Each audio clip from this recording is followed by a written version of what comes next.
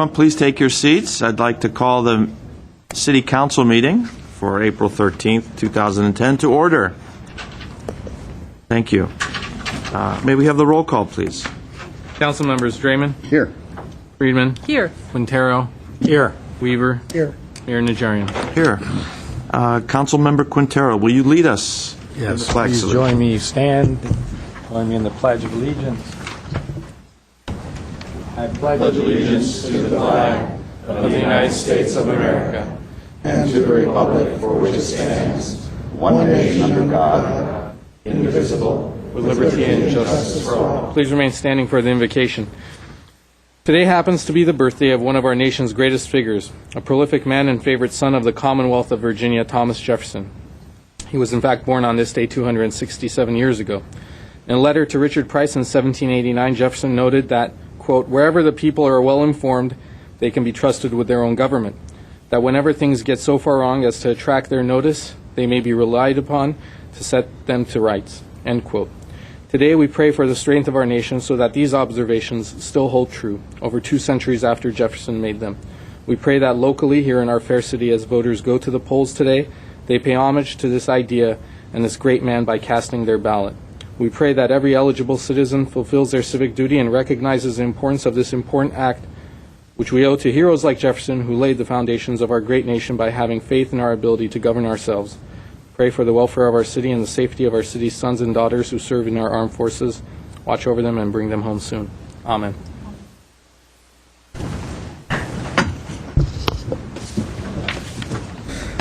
May we have your report? The agenda for the April 13, 2010 regular meeting of the Glendale City Council was posted on Thursday, April 8, 2010 on the bulletin board outside City Hall. Yes, and may we have the next item, please?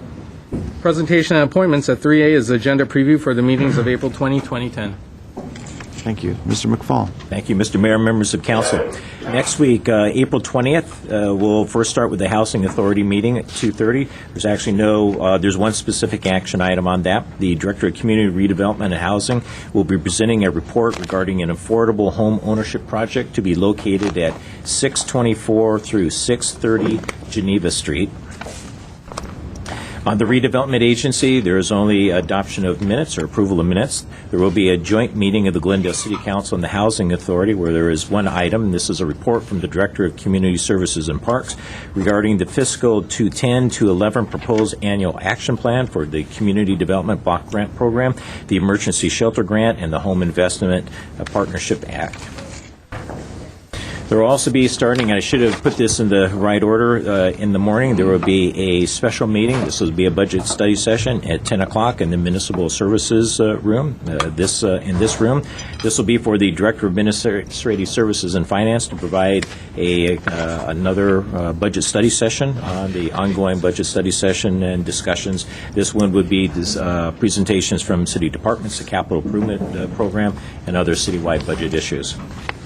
That evening at 6 o'clock will be the regular City Council meeting, and there's a number of action items for Council to consider. The first is a report from the Fire Chief, and this will be regarding the Fire Department's request for a burn building resolution transfer of funds to repair the city's existing burn building training facility. Second, the Fire Chief regarding a provision of dispatch Dispatch Center Medical Director Services to the Verdugo Fire Communications Center. This is to approve a professional services agreement. Next, again, the Fire Chief with a report regarding providing contract fire and EMS dispatch services to the City of Arcadia, adding to the number of cities that the Verdugo Dispatch provides services to. Next, again, the Fire Chief with a proposed purchase of a fire training structure. Next, the City Clerk will have a report regarding permit and license fees for vehicles for hire, and the Director of Public Works with a report on a status report on the waste conversion technology.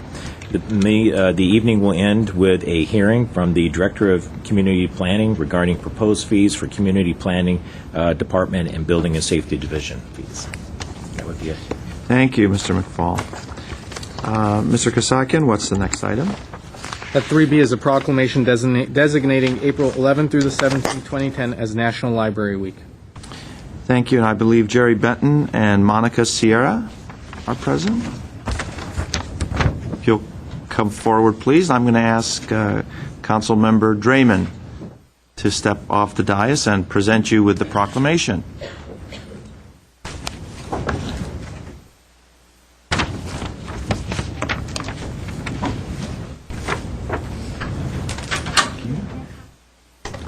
How are you? At the dais, please. And this is a proclamation.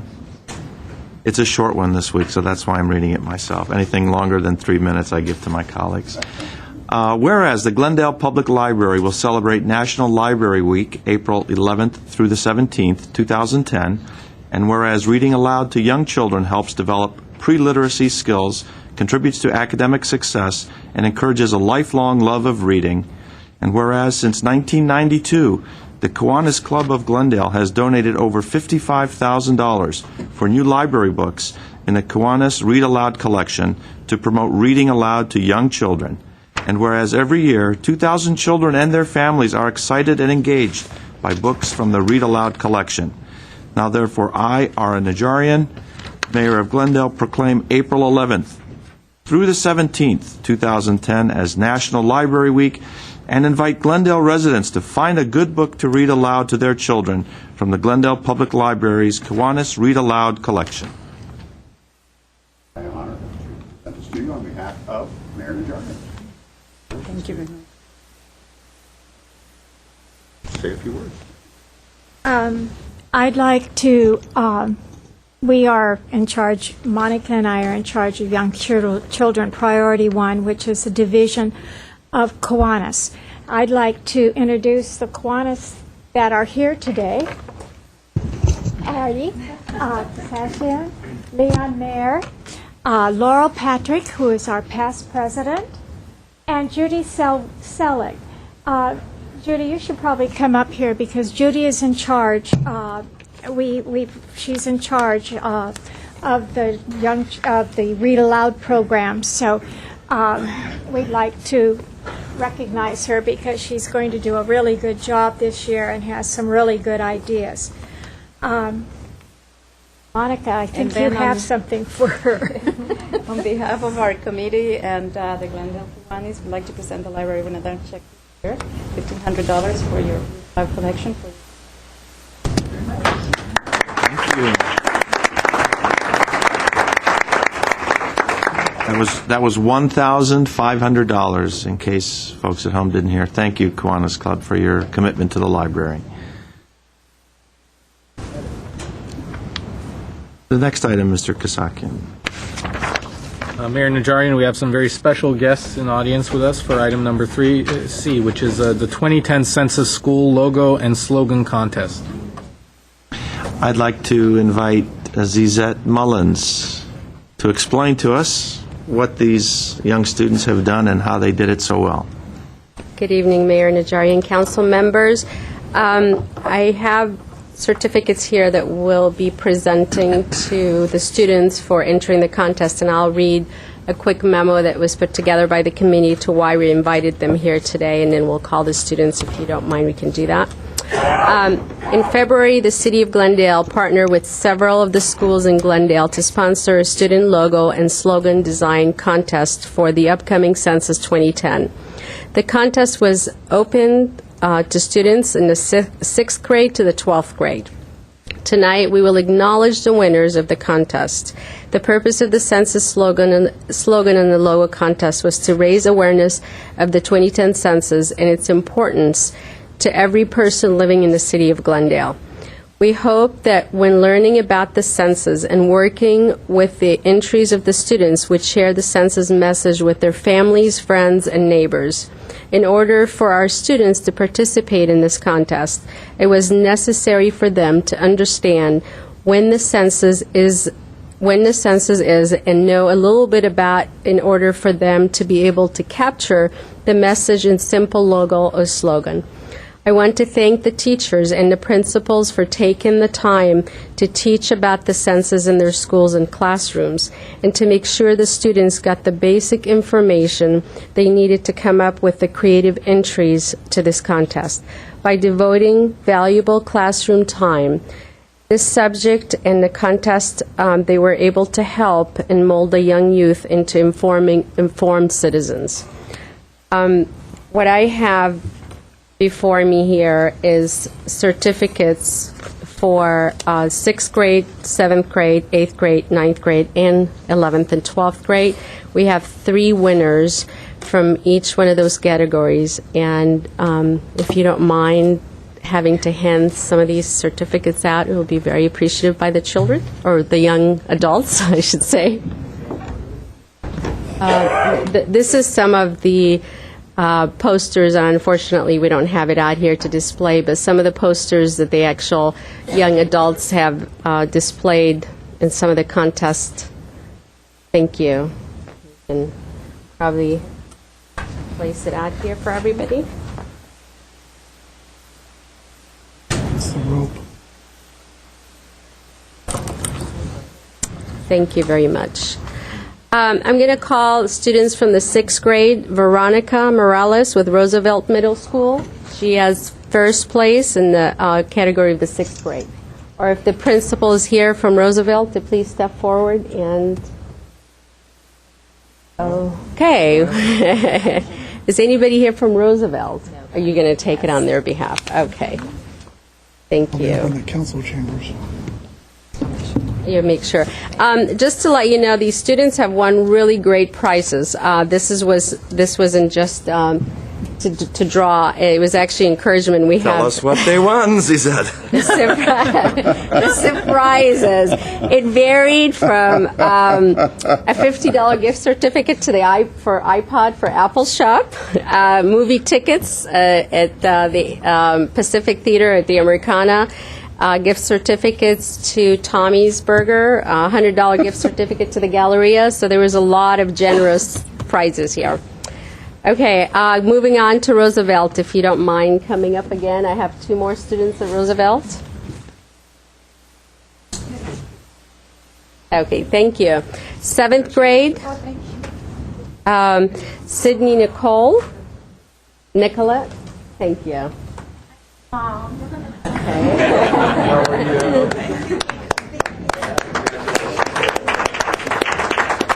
have Matthew G. Correct? Matthew? This is that. Yes. Oh, okay.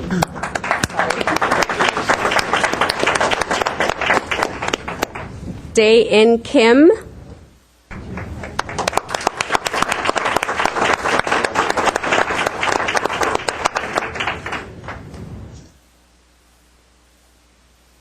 Okay, moving on to the 8th grade, Juliana Bermudez. Am I saying it right?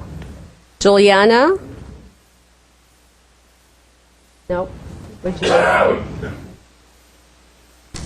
Juliana is Roosevelt. Yes. Here you go. Enjoy the certificates. Okay, Gabby Mantegani. Here she comes. Other side. Sorry, Gabby.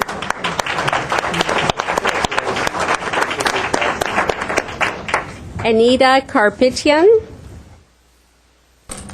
Anita Carpetian. Nope. Roosevelt again.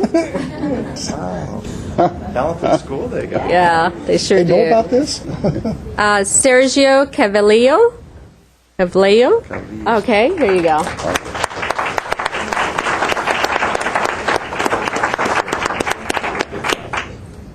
Okay, I have Mark Anson from Clark.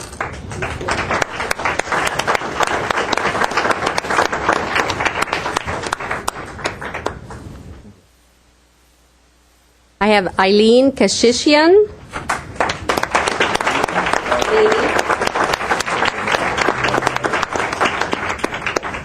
Tadvik Belayan.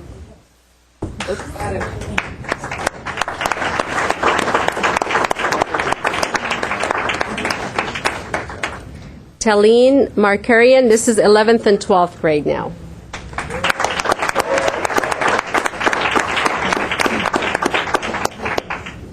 Beatrice Regainer. And got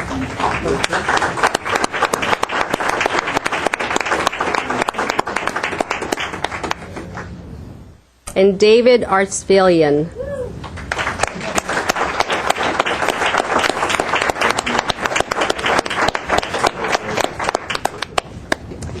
Thank you. These are all the prizes we have, and I, again, would like to thank all the teachers and the principals for having the students participate in this contest. Thank you very much.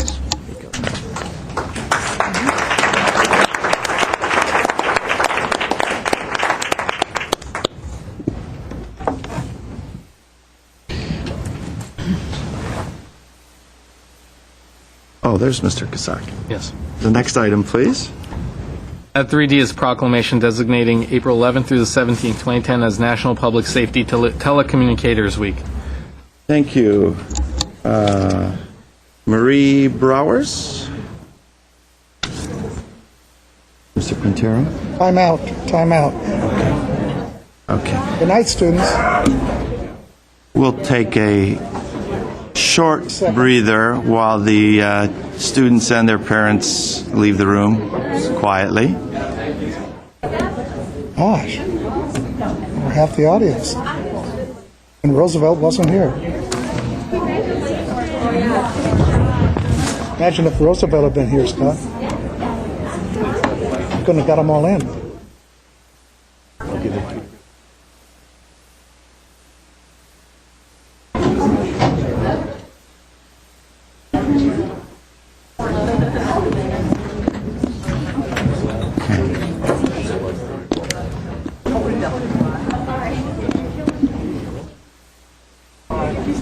Okay.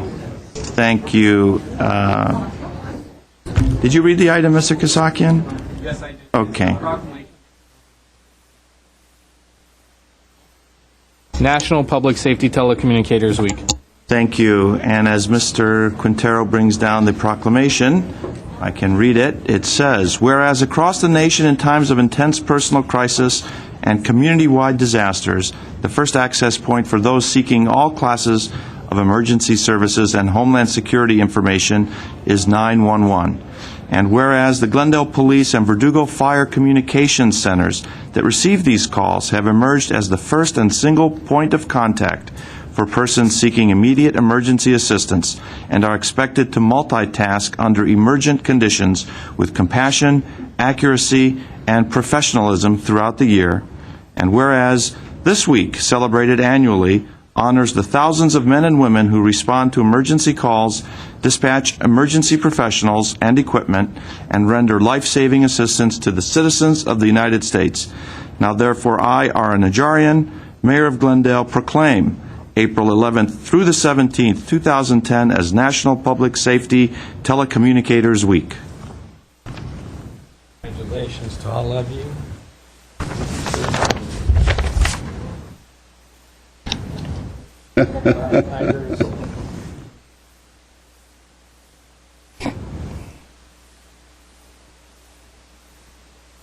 And Mr. Mayor and members of council, if I might just take a moment to say we're very honored to introduce to you some of Glendale's finest in the truest sense of the word. And, you know, when we talk about Glendale's finest, a lot of times we think about the police and fire personnel that are in uniform, on the front line, very visible to the community. But let me tell you, there are some unsung heroes behind the scenes that truly enable the front lines to do the work that they do, whether it's on the police or fire side. And all too often, these people are in the background, and we don't truly understand the nature of the work they do or the value of the contribution that they bring to public safety. So we want to just reiterate that our public safety dispatchers are the lifeline to the community through the 911 system. And when you dial 911, that's the first point of contact that you speak to in times of extreme emergency and dire need. But also on the other side, in terms of the radio contact with the police and firefighters out in the field, they truly are absolutely dependent on the skills and abilities of these folks here to carry on those critical communications. So we're very honored to have a group of those workers here tonight to introduce to you, and I'll be turning it over to the supervisors here momentarily to do so. And they have, I think, just a brief tape recording of a incident that kind of gives you the flavor of what these folks do behind the scenes, and it's truly remarkable. I think I'd much rather be on the street answering 911 calls than be responsible for handling that critical radio traffic behind the scenes, because it takes a very special person to do that. So I'd like to introduce Lieutenant Kim Lardy, who's in charge of our 911 center in the police department, and Supervisor Weiss, who's in charge of the fire 911 center. So with that, I'll turn it over. Thank you very much. I'd like to introduce Supervisor Browers and PCO Diane Felix. I'd like to reiterate what the chief said. When we talk about first responders, these are our first responders is the best way we'd like to say it. What I want to do shortly is play a tape so that you can get a true feeling of what their job entails. And this is one tape, but literally every day is this type of behavior that you'll see. It's something where someone's life is on the line, and you call 911, they're the ones that will help you. We handle over 200,000 calls a year. Approximately 60,000 are 911 calls.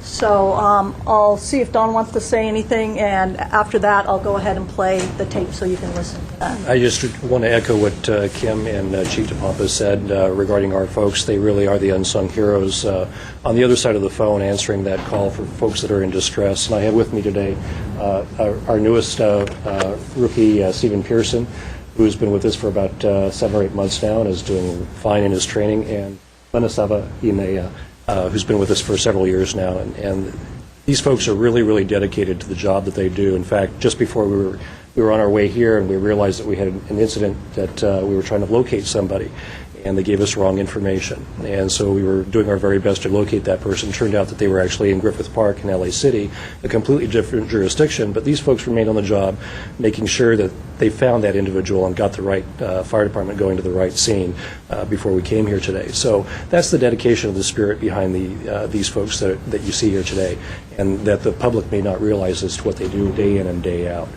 Verdugo, as you know, represents 12 agencies throughout the Area C area, San Gabriel Valley area, and they handle about 160,000 phone calls and about 65,000 dispatch calls. And I'm pleased to say that we just had a review by the California State 911 Office, and 99.1% of those 911 calls were answered in 10 seconds or less. So that gives you an idea as to the high level of performance that these folks do. And I know that the City of Glendale Police Communications is right in concert with that. So thank you for honoring these folks. Appreciate it. Thank you. Southbound Adams from Colorado. Southbound Adams from Colorado. Male Hispanic, wearing all blue. We're past Elk. Shots have been fired.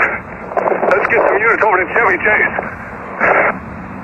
Call 3424, Adam 67, respond. Code 3, shots fired. Southbound Adams from Colorado. Past Elk. 34. Colorado Adams. 24. Bryan, Colorado. 67. 67, Central Colorado. Sam 80, let's get one unit south of Elk, the street south of Elk. Next arriving unit, take south of Elk, street south of Elk. 35 break. 35, go. I've been held down at Elk and Chevy Chase. There's a male possibly in the bushes here at this location in the corner. 10-4, unit to assist 35 Elk and Chevy Chase for a male possibly in the bushes, ID. 67 Elk and Everett. 67, 10-4. Cannon 2, I'm almost 97. Shots fired, shots fired. Male running northbound, northbound.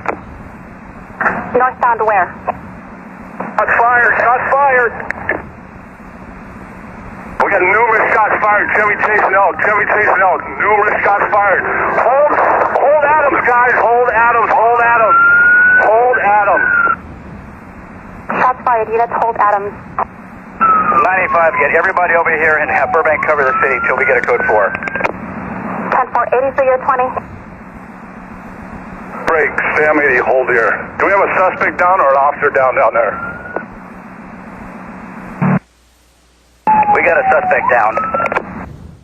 3-5, make sure we have RA rolling, we have officer hit. Fine, officer hit. Affirmative. 10-4, the location of the RA.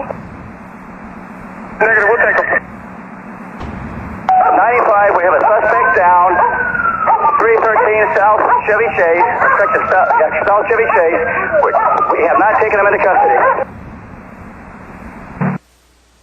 10-4. 67 station. Go ahead. 67, I'm taking Officer William, code 3, Memorial Hospital. He's been shot. Break, shots fired again. 95, suspect is down. Every time I listen to that, that raises the hair on my arms. And I think you can all, listening to it, appreciate how calm the dispatchers remain in a situation where that's their job, is to remain calm when other things are not. And I'm just very proud of the dispatchers and the job they did, and they do it every day. Thank you. Thank you. So it's not...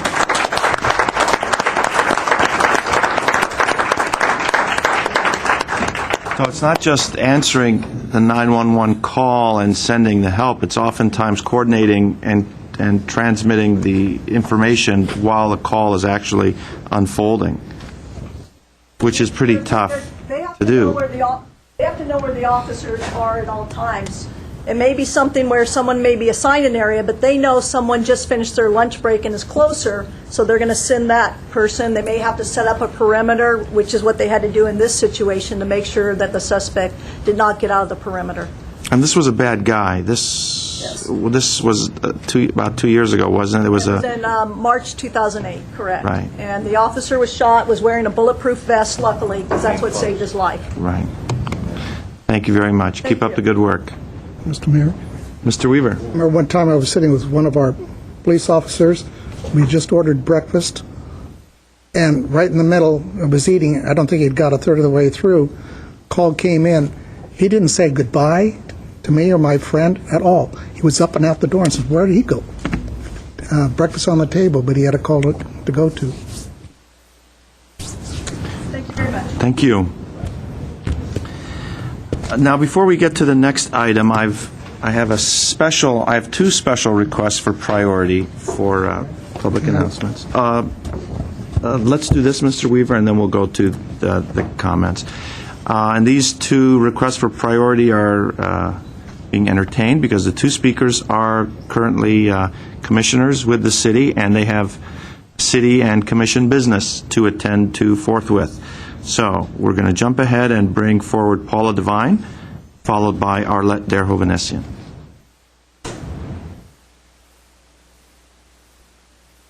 Good evening, Mayor Najarian, City Council, and staff. My name is Paula Devine, and I'm here on behalf of the Commission on the Status of Women. And it's very apropos that I be talking about Women of Courage Awards, because I think we just saw about 5 of them that are absolutely amazing. I'm here to invite everybody to a celebration of women.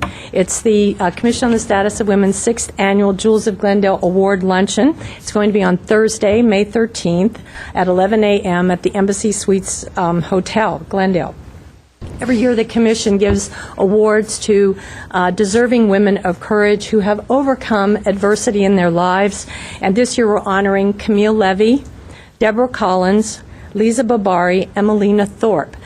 They have, in that group, overcome domestic violence, drug abuse, homelessness, breast cancer, and coming from another country, a victim of domestic violence, and succeeding here in Glendale with their own business. So we feel that we have some really strong awardees. We are also, for the first time, giving a $1,000 scholarship to a young high school girl who next year will be enrolled in a pre-med program. And her name is Leolia Hovanesian, and she's a volunteer extraordinaire, because this year our focus is on volunteerism. So we chose a young woman who is a volunteer in the community in so many activities that when you come to the luncheon you won't believe the list, but she's fabulous. And also we're going to be doing something special. We have a chair's honorary recognition, and this is going to Genevieve Saltonfuss. This year she will be celebrating her 100th birthday. Now Genevieve, if you don't know her, was the first female president of the Chamber of Commerce. She was the first president of the Glendale Association of Realtors. She ran for city council. She was a seroptimist from the very beginning of the club, and she was also a commissioner with the Department of Water and Power. So she's done, and there are more, as I'm told. There are more volunteer programs that she was involved in. So she's absolutely wonderful. So we're going to make it a birthday party celebration for her as well. Because our focus, again, is on volunteerism, we're asking everyone to bring a can of food for the Salvation Army Food Bank, because they are running low this year, and we want to make sure that they have enough food for all the people that they have to serve. So that is on May 13th. This is Thursday at the Embassy Suites. Let's see, what else do I want to say? If you'd like to get tickets, they are $60. Parking is free. And just call Christine Baboumian at the city, and her number is 818-548-4844. And I hope that all of you will be there to celebrate all of these women. Thank you. Thank you very much. Arlette der Hovnessian. Good evening, Council Mayor Najarian, council members, and the City of Glendale. First of all, I want to thank all of you for your wisdom and for your integrity and your understanding of the community, for putting wonderful events for this community. What we have done, I'm here just to make a public announcement of the events that is going to happen the following week, which is done mostly by the City of Glendale, which starts on Sunday the 18th. There's going to be in Central Library, there's going to be a presentation, which is the 95th Anniversary Symposium on the Armenian Genocide with Richard Hovnessian and his crew, that later on Leon Mayer will talk some more about that. The next event that I would like to talk about is the Man's in Humanity event, which is going to be on Monday, April 19th, which is going to be in the Central Library. It's going to be an evening of music and poetry. It is an evening to tune our fine emotions and awaken our feelings towards all the inhumanity of man to man. On Thursday, April 22nd, we are going to have our second Man's in Humanity event, which is called the Evening of Discussion and presentations on the topic of modern-day slavery and women trafficking. We want the community to become aware that if man's inhumanity is not, people are not aware of it, if they don't take action, it goes on and on. It has happened in the past, it happens today, and we need to be aware of it. And on Friday, we are going to have the main event that is going to be on 23rd at Alex Theater, which is going to have the main commemorative event. Meanwhile, I would like also to announce that on Wednesday, the 21st, Glendale Unified School District is going to have their event on that topic at Glendale High School's auditorium. This is basically what I wanted to mention, because I know that GTV6 is the main source of information for the public, and it takes upon itself to announce all the important announcements. I know Zizette Mullins has discussed about this last week, but in our meeting we discussed, since this is the last Tuesday before the main events, I'll come here and I'll talk about the event, and I'll make sure that the public becomes aware of all the events that the City of Glendale has put together, all these different committees, and has commissioned the Arts and Culture Commission, and has make sure that they have the pulse of the community in their hands. Thank you very much, and I need to run now to our meeting. If there's any question, I can respond. If not, that would be done. I think we're okay. Okay, good. Thank you very much. Thank you very much. Artie, let's go to the next item. Next item is City Council and staff comments. Mr. Weaver. Can I Yes. do it now?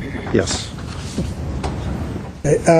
Last week I mentioned I couldn't be at the Student Recognition Day, or when students were in City Hall, because I was at a funeral for a dear friend, Edmund Galustian. I'd like to adjourn in his memory tonight. He was born in Tehran, Iran, and at the age of 14 he moved to Oxford, England, went to school there. Then he moved to Boston, Massachusetts, and then moved to Los Angeles and went to Pepperdine University and got his a degree in business administration. He did a lot of work in the community. He was the co-owner of Giggles nightclub in Glendale. It's one place, when they took over, we had not one single problem from the police with them. They helped a lot of people in this community, a lot of organizations were always willing to help. He had 2 daughters, and I listened to the older daughter, who's 16 years old, speak at his funeral. And that young lady spoke so eloquently. She's going to be a great success in her life, and I've already told Edmund's brother about that, and his brother too. Remarkable man, and he will be missed. Too young to go. So I hope that we'll adjourn his memory tonight. Yes, we will. Other comments? Over now on council comments? Yes, why don't we go right into that? I was wondering if staff, I got something new, and I was wondering if staff could explain to me what is the media relations strategy. Been here 14 years, and I'm here about the media relations strategy. Could somebody tell me what that is? Yes, Mr. Mayor, Councilmember Weaver, council members, this was a strategy the staff put together just about a week ago, actually. That was an attempt to be more responsive to the needs of the community, the needs of City Council and the staff, to provide a much more dedicated means of getting information out to the community and to the media and to the various many sorts of various different aspects of the media in a timely manner. Trying to set up a system so that we can be looking forward at the calendar at events that are taking place, at information that is of public interest, and making sure that we have literally a strategy put into place with all the appropriate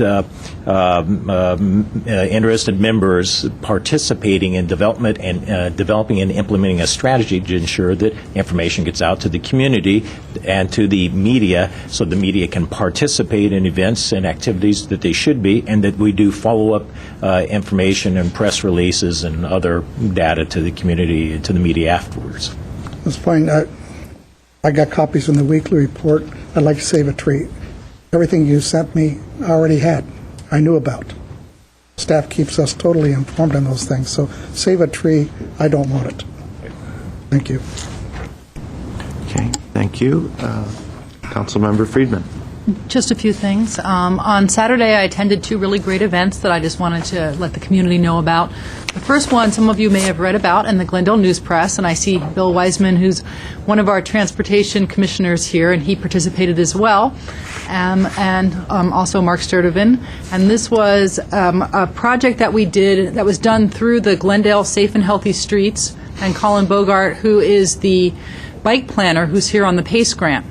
And this was the beginning of a project to plant about 89 trees along what will become a pedestrian and bike route that will link some of our parks in southern Glendale.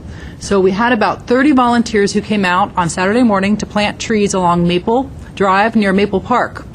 And it was a lot of fun, and we had little kids and we had big kids all planting trees. And not only does it make the neighborhood look prettier, but the real purpose is to make a more inviting environment for people who are riding and walking along Maple. So that was a really wonderful event, and it's in case you see those trees, now you'll know why they're there.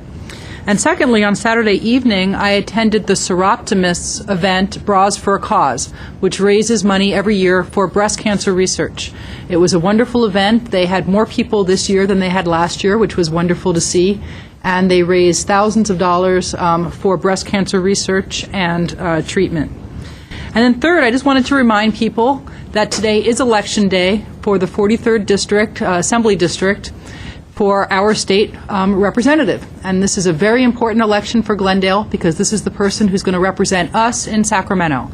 So if you haven't voted yet, you have until, I believe, 8 o'clock tonight to go out and vote. And it's not only everybody's civic responsibility, it's also something that you should want to do because the decisions that that person makes are going to affect your life directly every single day. So I hope that everybody goes out.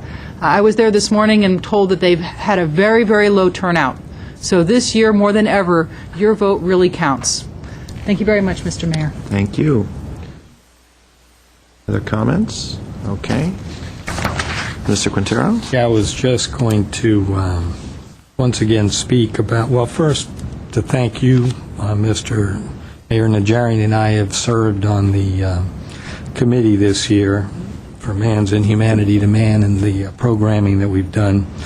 But just to once again let the people at home know, the events are Monday evening, Thursday evening at the Civic Auditorium, and then Friday evening at the Alex Theater, and then later that evening, Friday starts at 6 at the Alex, and then later that evening, the Unified Young Armenian group will have a event at the Glendale Civic Auditorium, and that, I believe, starts at probably 10 to 10:30.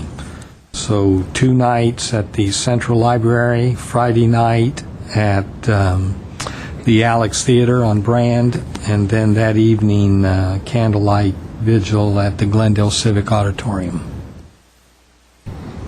Thank you, Mr. Quintero, for reminding us. Any other comments? Mr. Kasakian? Just wanted to say that in the calendar of events this last weekend, the Adams Square Merchants and the AAA Chess Club had a very successful event. It made the front page of the paper. Over 120 kids from all over, as far north as, how's it referred to, as far north Glendale, came down to Adams Square to participate, and I actually partook in a game, and as tradition goes, I lost quite handily. I believe I lasted about 7 moves this time. Okay. Keep up the practice.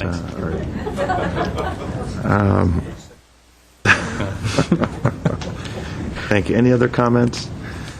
Very well. Let's move on to the next item. Next item is consent, including the minutes following a routine and may be acted upon by one motion. Any member of council or the audience requesting separate consideration may do so by making such request before a motion is proposed.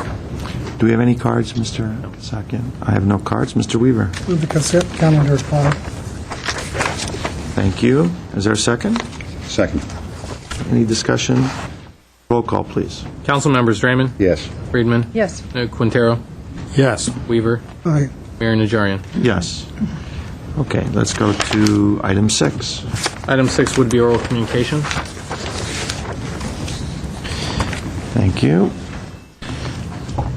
I have cards from Dottie Sharkey, Joy Fuhrer, followed by the Armenian Club of GUSD, Rich Roach, Leon Mayer, and I'll remind you as we go along. So let's start with Dottie Sharkey and Joy Fuhrer. 3 minutes. 3 minutes. This is the... Preamble. We're sticking to Preamble. the protocol set by former Mayor Quintero, and Okay. I think it's worked well so far. Okay. Good evening, everyone. I'm Dottie Sharkey, President of Glendale Parks, Recreation, and Community Services Commission, and I'm here to make what we think are 2 exciting announcements. First, a year ago, council members asked the Glendale Parks Commission to help identify alternative revenue sources during difficult times. So last spring, a blue ribbon panel of local residents created the Glendale Parks and Open Space Foundation, a nonprofit 501c3 whose sole purpose is to provide financial support to Glendale Parks. Our board of directors includes myself, Rick Dinger, Stephanie Landrigan, Carl Raggio, John Sadd, Mark Sturdivant, Tony Tartaglia, ex officio member George Chapshin, with invaluable assistance from our attorney Pat Liddell and city staffer Teresa Alexanian. Second, our foundation is now thrilled to announce our first major fundraiser, a one-of-a-kind art show called Art from the Ashes that will be held June 19th through July 24th in the future home of the Museum of Neon Art on Brand Boulevard across from the Americana. And now I'm very proud to introduce our partner in this benefit, Glendale resident and founder of Art from the Ashes, Joy Fuhrer. Joy? Oh, there you are. That's ashes, if anyone didn't hear that correctly. Art from the ashes. We must enunciate properly. Good evening, everybody. My name is Joy Foyer. I am the founder of Art from the Ashes. Art from the Ashes is a nonprofit arts collective comprised of numerous volunteers and artists who donate their time and talent to create works crafted from fire site materials. Our efforts came about as a desire to try to support communities that have been devastated by wildfire and to sort of turn this tragedy into something cathartic, provide a cathartic avenue through the arts. So in the spirit of 4 words that are very powerful, that are our mantra, support, inspire, create, and renew, we will go up into sites like you see here. You're seeing images from the Deukmejian Park, the Wilderness Park. You're seeing us gather some materials. There's some images of us. That's some of the art that's been created in the past. This coming exhibition in June will mark our 3rd exhibition. And as Dottie said, it will be in Glendale on Brown Boulevard. It will run for 4 weeks and contain some very interesting programming. In addition to an opening of the exhibition, we'll also have an artist series. We'll have a lecture series. Again, all paying tribute to Deukmejian Park and working in conjunction with the Parks and Open Space Foundation. The proceeds from the sale of art will go back to the foundation to work on rehabilitating the park and opening it back up to the community. So I encourage you, everybody, to come on June 19th through July 24th and see some art that will inspire you. You will see things like ashes become glaze that is on ceramic works. You'll see twisted metal and glass become sculpture and mixed media. You won't believe the creative elements that come about. We have over 40 artists involved in the show, and they're hailing from the Glendale area and all the surrounding communities. And currently we're seeking sponsorship and support to shoulder some of the costs for our exhibition. So we look forward to future conversations on that and send that out to the community. We're passing around now a brochure that's from our Santa Barbara Botanic Garden exhibition that happened this past October. It'll give you a bit of an idea of what we're about and what we can do. And in closing, I just look forward to creating an incredible event in this town for the community. I'm thrilled as an independent artist myself to be doing this at a time when Glendale's commitment to the arts is just so upfront and profound, and there is a strong desire and will to create and foster a very vibrant arts community here. So thanks so much. Thank you very much. Beautiful pieces. The next card is submitted by the Armenian Club of GUSD, followed by Rich Roach.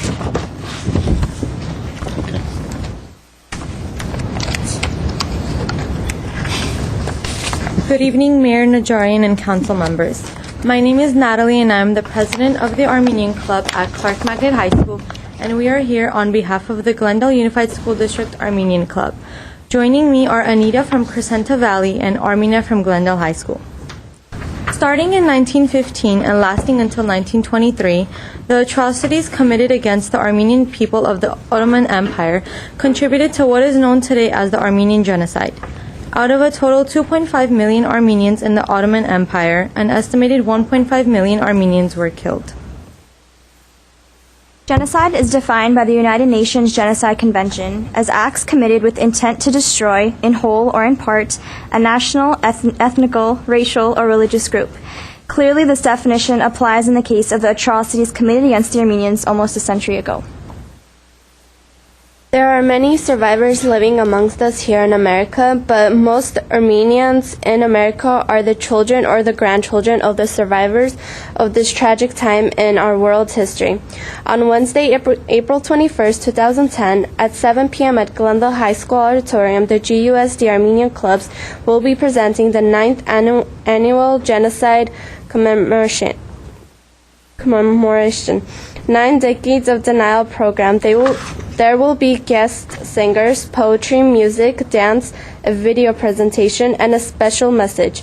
Our event is open to the public, free to attend, and all are welcome to join us in affirming the truth about the Armenian genocide. Please come join us, as your support means everything. Again, the event will be on Wednesday, April 21st, 2010, at the Glendale High School auditorium. Doors open at 6:30, and the event starts at 7 p.m. Thank you. Thank you very much. Rich Roach, followed by Leon Mayer.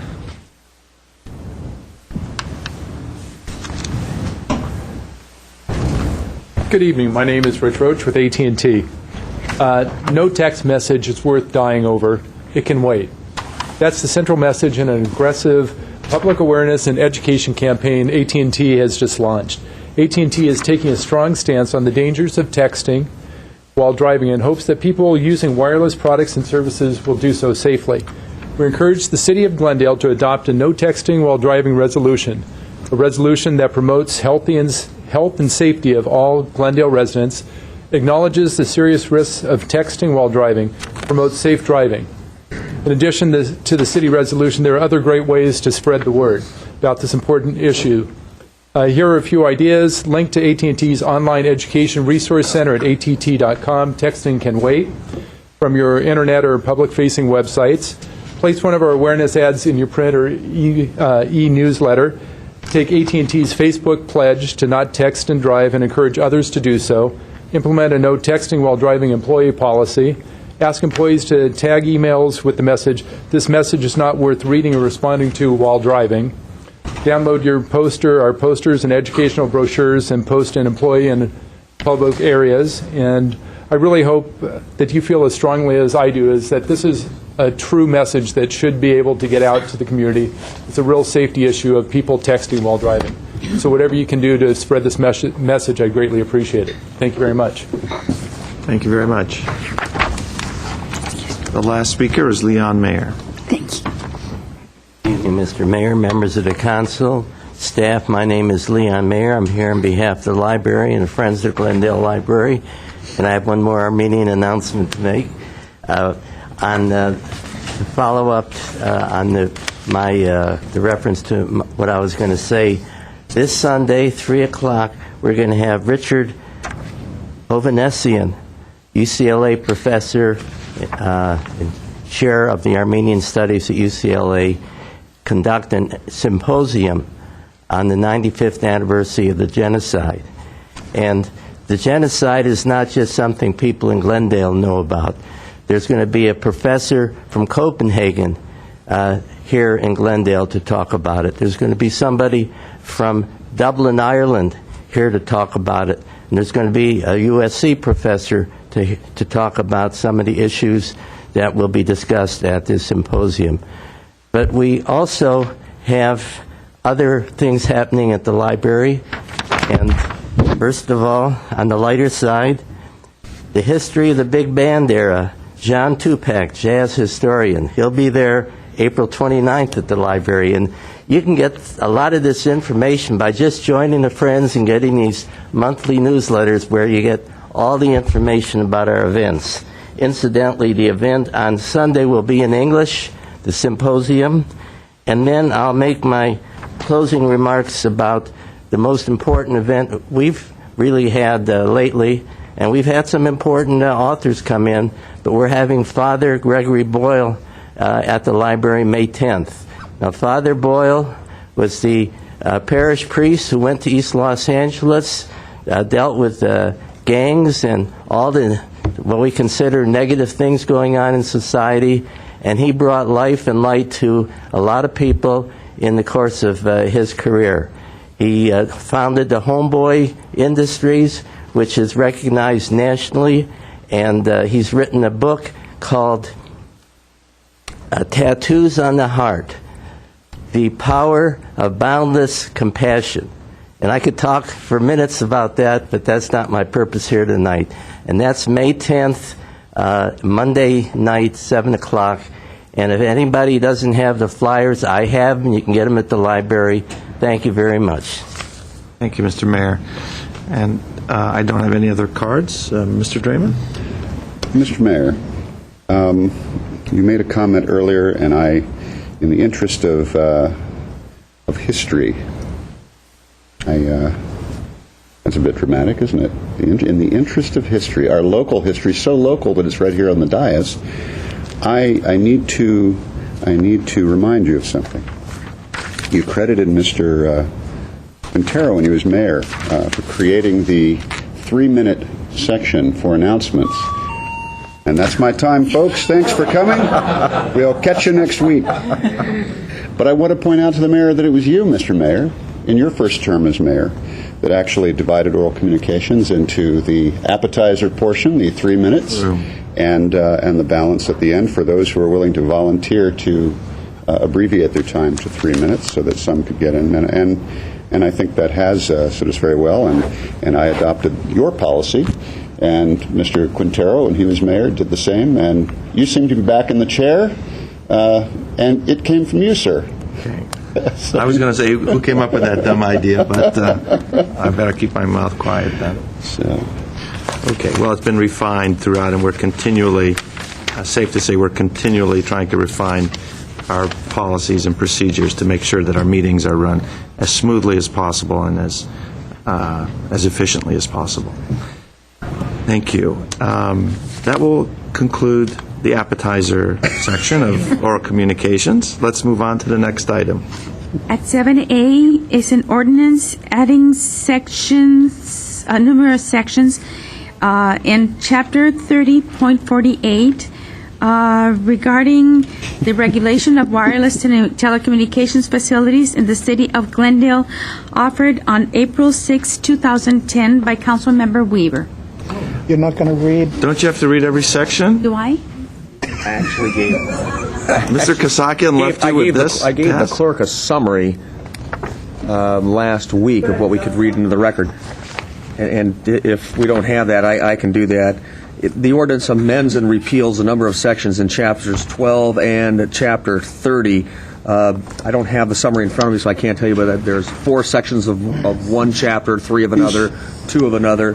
They're as listed in the agenda at 7A.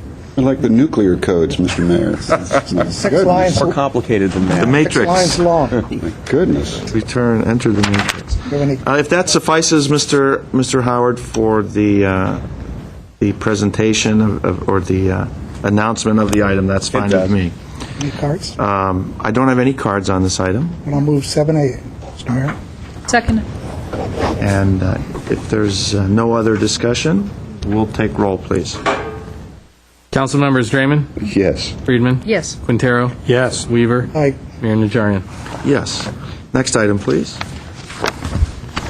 At 7B is an ordinance adopting General Plan Amendment 2010-001, amending the South Brand Boulevard Specific Plan, Town Center Specific Plan, and Downtown Specific Plan regarding the regulation of wireless telecommunications facilities in the city of Glendale. This was offered on April 6, 2010 by Councilmember Weaver. Mayor, Mr. Weaver? Move 7B. Second. No cards, apparently, no cards. And if there's no discussion, let's take roll. Is there a motion and a second? Yes, motion, second, Weaver and Friedman. Thank you. Council members Draymond? Yes. Friedman? Yes. Quintero? Yes. Weaver? Aye. Mayor Najarian? Yes. At 8, under action items, at 8A is City Manager regarding Local Taxpayer Public Safety and Transportation Protection Act of 2010. At 8A1 is a resolution in support of the Local Taxpayer Public Safety and Transportation Protection Act of 2010. Mr. Starbird? Yes, Mr. Mayor, I'll go to John Toktalian, Assistant to the City Manager for the staff report. John? Evening, Mayor Najarian and members of the City Council. At the request of members of the City Council, staff has prepared a resolution of support for the Local Taxpayer Public Safety and Transportation Act of 2010. This ballot measure initiative was filed by an organization called Californians to Protect Local Taxpayers and Vital Services, which is a coalition comprised of legal California cities, local government, transportation, and public transit leaders. Since January of 2010, volunteers for the coalition have been collecting signatures from registered voters to meet the required 694,354 valid signatures necessary to qualify a constitutional amendment for the November 2010 statewide ballot. Thus far, the coalition volunteers have secured over 900,000 signatures, which will be submitted for verification during the week of April 23rd. Specifically, the Local Taxpayers Public Safety and Transportation Protection Act initiative is intended to implement a constitutional amendment that would prohibit the state of California from rating or borrowing funding from local public safety, transportation, transit, and other essential local government services. This particular measure does not increase or decrease the existing revenues that are dedicated to local government and transit funds. It simply prevents the state from borrowing or rating existing local revenues which voters had previously dedicated for the purposes of providing certain services. According to the initiative's current language, the measure would do a number of things. First, it would prohibit the state from taking, borrowing, or redirecting local taxpayer funds dedicated for public safety, emergency response, and other vital local government services. Second, it would protect vital and dedicated transportation and public transit funds from state raids. Third, it would protect the local taxpayers by keeping more local taxes at the local level. Fourth, it would ensure once and for all that all local gas taxes go for funding local roads, road improvements. And finally, the measure is intended to reform state government and enhance fiscal responsibility. It should be noted that there is no fiscal impact associated with the adoption of the resolution of support tonight. However, it's estimated the City of Glendale will receive approximately $36.5 million in redevelopment tax increment funds in 2011, as well as an additional $3.2 million in highway users tax funds in the same fiscal year. If the ballot initiative is unsuccessful, portions of these funds will continue to be at risk for the state taking them or borrowing against them. At this time, staff respectfully recommends that the City Council consider adopting the attached resolution in support of the Local Taxpayer Public Safety and Transportation Protection Act of 2010. Thank you. Any questions on that? Mr. Weaver? Yes, John. I'd like to know how this one, if it passes, will stop the state legislature from doing what they've always done. Whenever they've wanted money on anything, they found a loophole, a way around. Is this ironclad? Councilmember Weaver, you're right. In the past, Proposition 1A has been adopted both in 2004 and 2006, and there was some provisions in there that allowed the state to borrow certain funding as long as they paid it back with interest within a certain period of time. There have also been some loopholes that the state has utilized to borrow or take funding away. This particular ballot initiative intends to close those loopholes. It's not to say that additional loopholes can't be found in the future, but as of current, the way that's drafted, that's the intent. You said the key word, attempts, because the state legislature, in my opinion, will find a way around this. What if there's an emergency? I'm sure there'll be language somewhere that will allow them to get in a fiscal emergency at the state level. They'll find a way, but it's a worthwhile cause. I'm sure it'll pass unanimously with the voters. So. Thank you. Any other comments? I'm just pessimistic, that's all.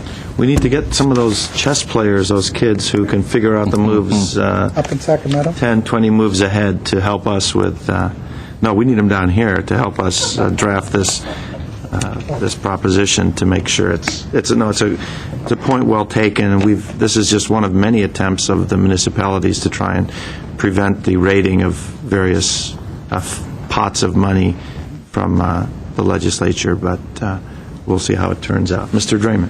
Mr. Mayor, if you don't have any speaker cards on this item, I'm happy to move item 8A1. Second.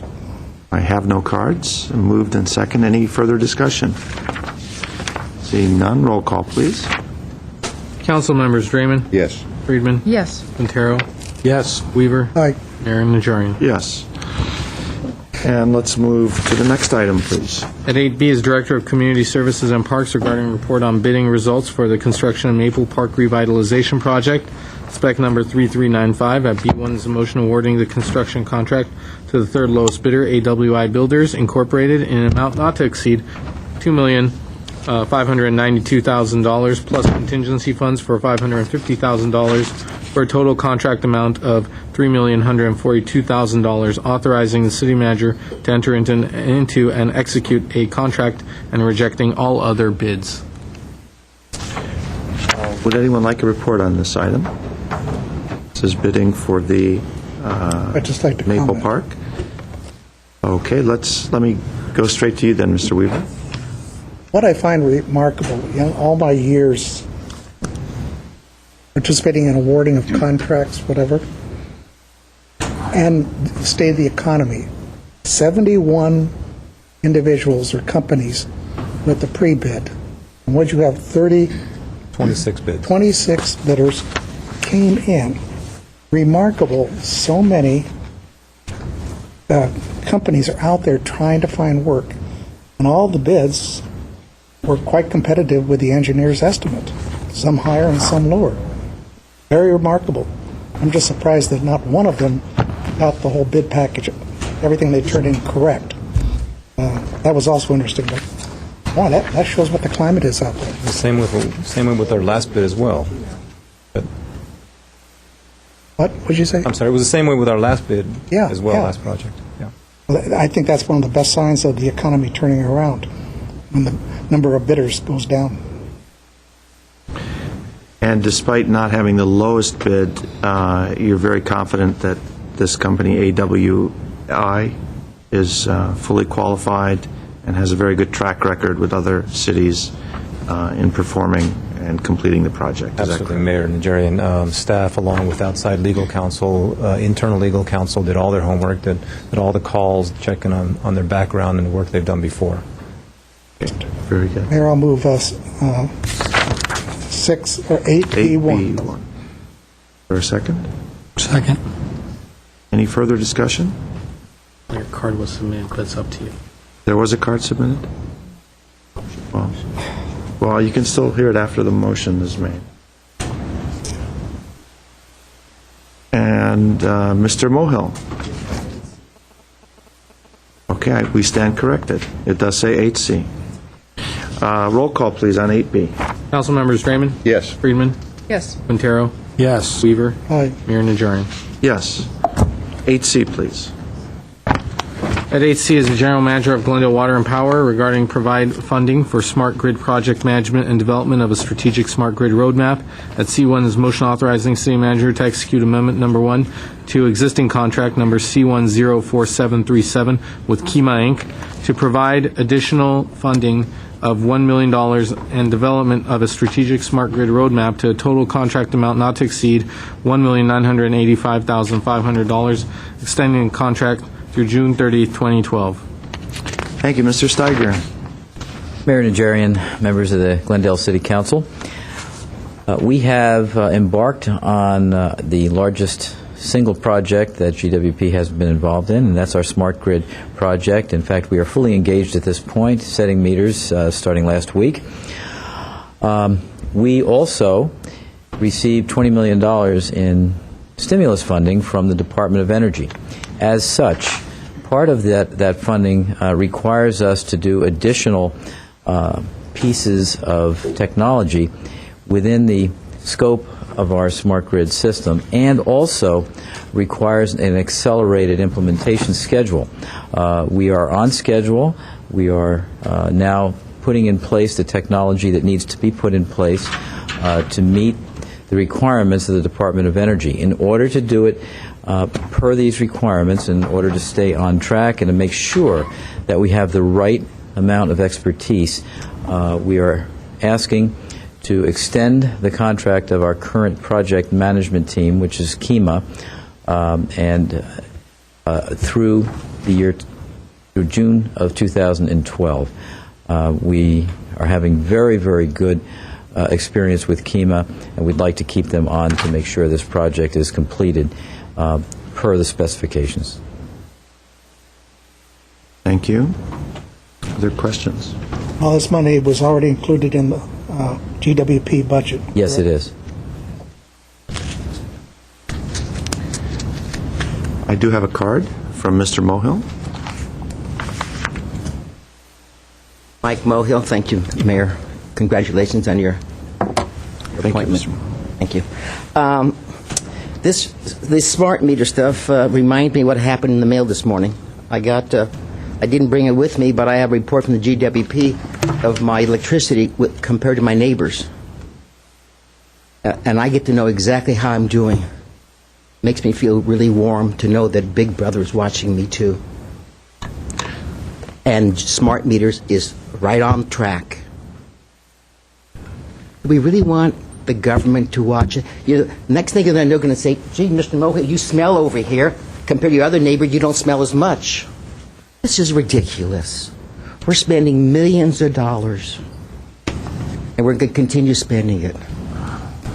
And the other question is, like Mr. Weaver said, in regards to the park, how everybody's come under bid. Well, I wonder, has everybody come under bid for this project of the smart meters? Maybe we can go back to this contract and say, why don't you reduce your fee by 20%? Everybody else is. Yeah, we might have negotiated this contract last year or a year and a half, 2 years, I don't know. But we can still go back. As long as we're negotiating, we might as well talk about the unions you're doing right now, negotiations. We should do 20% everywhere. The city is hurting, gentlemen. Over 15% unemployment, foreclosures. Stores are closing on Brand Boulevard. And here we are spending millions of dollars again tonight. I'm on Social Security. So is 15% of the city on Social Security. City council people make only $40,000 a year. You should get a raise. But you're living under $40,000. City employees are making more than you and I put together.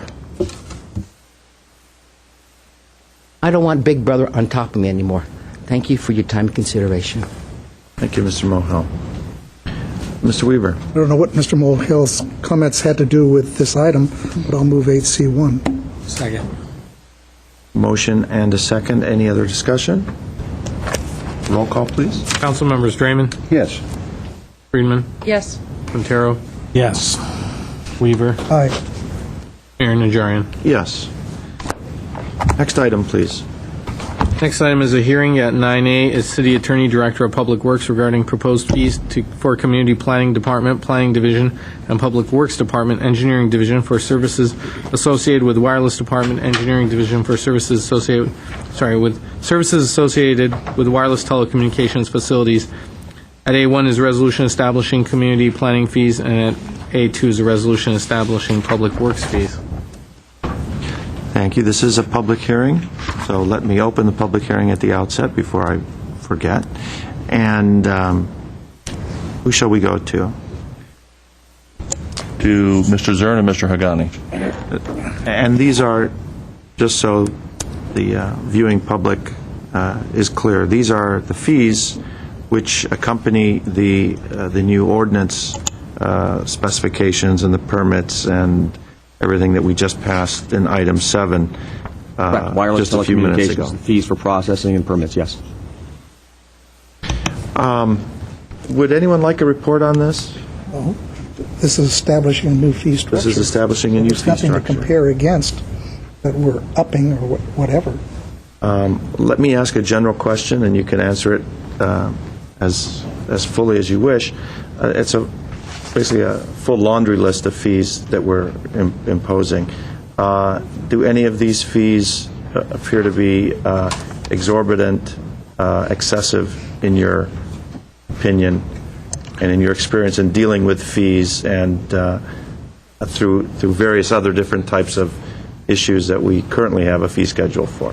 Mr. Mayor, members of the council, with regards to the public works fees, we're actually taking on the added burden of the review and the potential for a public meeting to discuss it, and what we've asked for is a deposit that we'll draw on as we need staff time and or outside consultant time. My understanding is, and Ms. Sansoni's here, who was much more involved in that along with Mr. Hagani's staff, is as best they could to compare this to others who have these fees, and a lot of work going into, more or less trying to recover the costs that are incurred by the staff. That's always been and always will be our goal, is to try to keep our costs to covering our expenses. More often than not, we probably err to the conservative side and don't cover all of our costs. But we've always looked at trying to at least shoot for that, and if we can, do that. And in this process, all the staff involved, planning and public works, were involved in this and figured out what time would be involved. Of course, some will take longer and some will be short and quick, but I think in general this is a good set of fees. And it's not something that we can't ever come back and look at. If in a year we see that maybe it's more than we should be charging or less, we can come back with that to you. Okay. Mr. Mayor, if I can. Mr. Denham, you mentioned it as a whole array of fees. The only fees that are actually changing, though, are the wireless fees. The other fees are in existence already, and they're not changing. They're just restated. Also in the resolution, you have the change in the department titles, so you have the current titles of the Community Planning Department stated. So of the many fees that are listed, you actually only have a few, and those are new ones for the wireless telecommunications facility, and those are meant to be revenue neutral. We can only recover our costs. Okay, thank you. Any other questions from my colleagues? Was there a motion? Yes, a public hearing. I don't have any speakers. Let me confirm that. This is 9A. I only have cards for 9B. So I don't have any public speakers. I'll close the public hearing. Mr. Weaver. Move 9A 1 and 2. Second. If there's no further discussion, let's take roll. Mr. Draymond. The only comment I had, Mr. Mayor, is we start talking about fees and things like that, and to a certain segment of the public locally and elsewhere. We look at those and say these are rough economic times, fees. The local government is always looking for ways to increase fees. I think it's important to understand the genesis of this. This came from our local residents. This issue arose in a neighborhood in our city. This council and the council before reacted to that plea to get in hand the issue of wireless and cell sites and so on. In order to accomplish that, extra oversight was asked for by the public. In order to do that, there's increased staff time and so on, and this is the way that we have to deal with that. So I think we need to, it can't be stressed enough as to why we're doing this. Thank you. And if there's no other comments, let's take roll, please.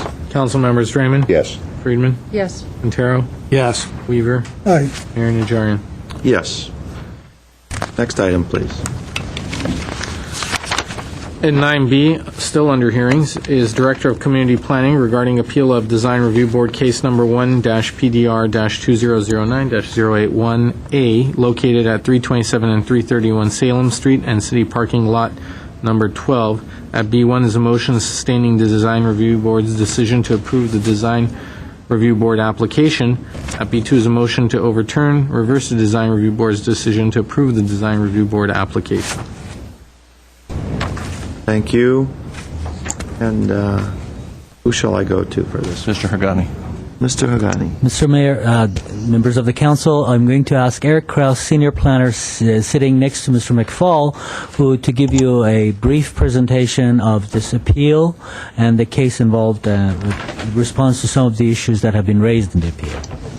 And I will open the public hearing at this point. Good evening, Mr. Mayor, members of the council, staff. The project before you tonight is an appeal of Design Review Board case 1-PDR 2009-081A. The appellant is Hovik and Seda Aganian, and they're a neighboring property owner. The applicant is Rodney Kahn of Kahn Consulting Incorporated. The project involves the development of a new 4-story, 36-unit affordable housing project located on 4 lots. The address is 327 and 331 Salem Street and City Parking Lot number 12. The site is located east of Central Avenue, as you can see on the aerial map, and south of California Street. The Design Review Board approved the project on May 4, 2010 with conditions by a vote of 5-0. The appellant asserts that based on Section 3031-0207 of the zoning code that requires projects to provide additional open space for lots that are greater than 90 feet in width and that exceed the allowable density. The appellant asserts that the board was misled by staff and the applicant that the project did meet the additional open space requirements and that the board approved the project based on that misrepresentation of information. The appellant also asserts that in order for the project to meet the code requirements of the additional open space, that substantial changes to the design are necessary, and therefore the project needs to be remanded back to the design review board. I have a couple slides here. This is the actual plans that the design review board did take a look at. This is a perspective from the southeast corner that shows in the kind of, towards the southeast where the additional open space would be towards the front of the property. This is a site plan view of that same area. So you can see right here, this is where the original amount of open space, additional open space that was originally proposed, which totaled about 1,900 square feet. The applicant has provided revised plans that do include the code required additional 3,100 square feet to meet the additional open space area. This is the picture of the revised perspective. That same corner, you can see that open space area is much larger. Also, they've addressed all the conditions and suggestions that were made part of the DRB approval. There was a total of 17 different conditions as part of that approval, and they were able to incorporate all of those and then also get in the 3,100 square feet of additional open space towards the front 50% of the lot. And this is kind of where you now see how much more additional open space they did provide in the front of the property there. Excuse me. So, back it up there. The revised plans do clearly show that they do meet the additional open space requirements subject to the zoning code section 3031-0207. And design review staff has reviewed the revised plans and made a determination that the changes to the project do not result in a substantial change requiring that the project be remanded back to the design review board. At this time, staff recommends that the City Council sustain the Design Review Board's determination to approve the project as conditioned. That does conclude my presentation. I'm available to answer any questions. Thank you. Thank you. Are there any questions, Mr. Kraus? And just to be clear, this is a de novo review by council, and it is specifically set forth in our ordinance that it is a de novo review. The appellant has the burden of proof. The decision was made at the design review board level to approve with conditions. So that's I guess that's the lower court ruling, if you will. And the appeal was filed by Mr. Arayan.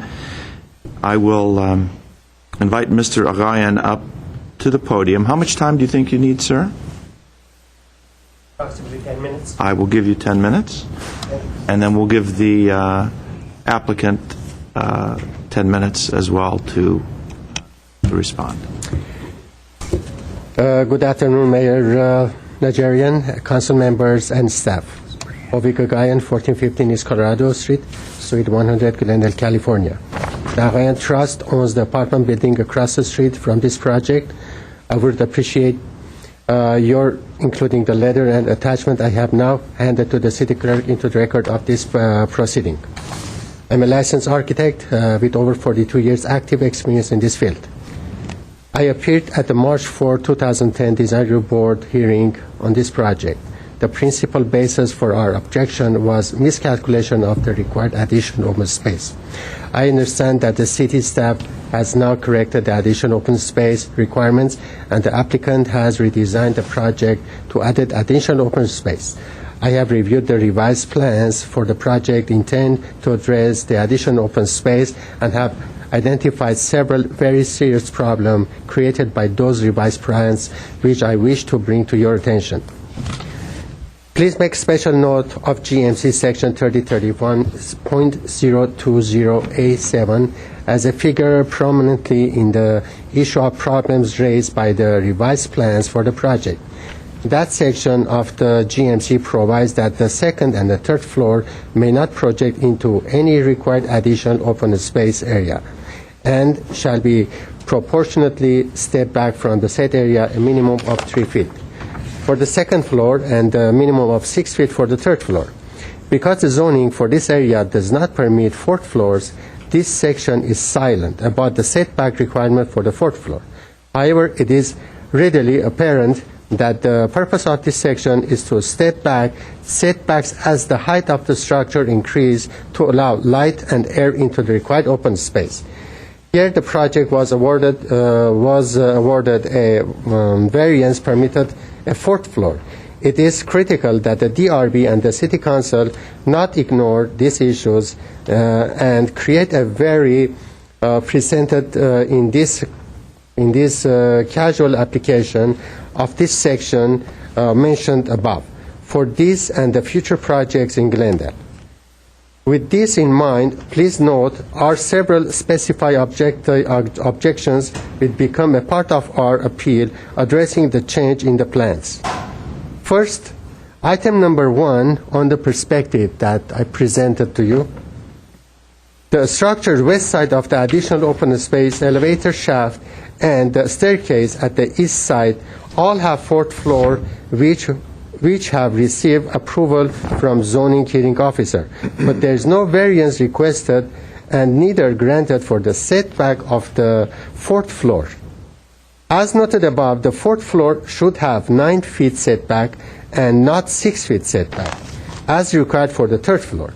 Approving the project with just a 6 feet setback without any applied for the variance and without any consideration of the underlying purpose of the GMC provision may constitute a formal interpretation by the DRB and the City Council regarding fourth floor requirements under Section 3031.0220A7 for further project as well as this project. Second, the structure facing south about the driveway entry to subterranean parking has a 3-story height, and the third floor, unit number 310, which is above the community room, drawing number 7, item number 2 in perspective, has only 3 feet setback from additional open space instead of 6 feet setback, as expressly required by the section 3031.020A7 of the GMC. The third, item number 3 on the perspective and drawing number 7. The east side setback on the third floor is calculated minimum 8 feet setback instead of minimum 11 feet setback and average of 14 feet, as expressly required by the GMC setback requirement. Fourth, the side setbacks on the fourth floor is calculated sum as a third floor. Item number 4 on perspective.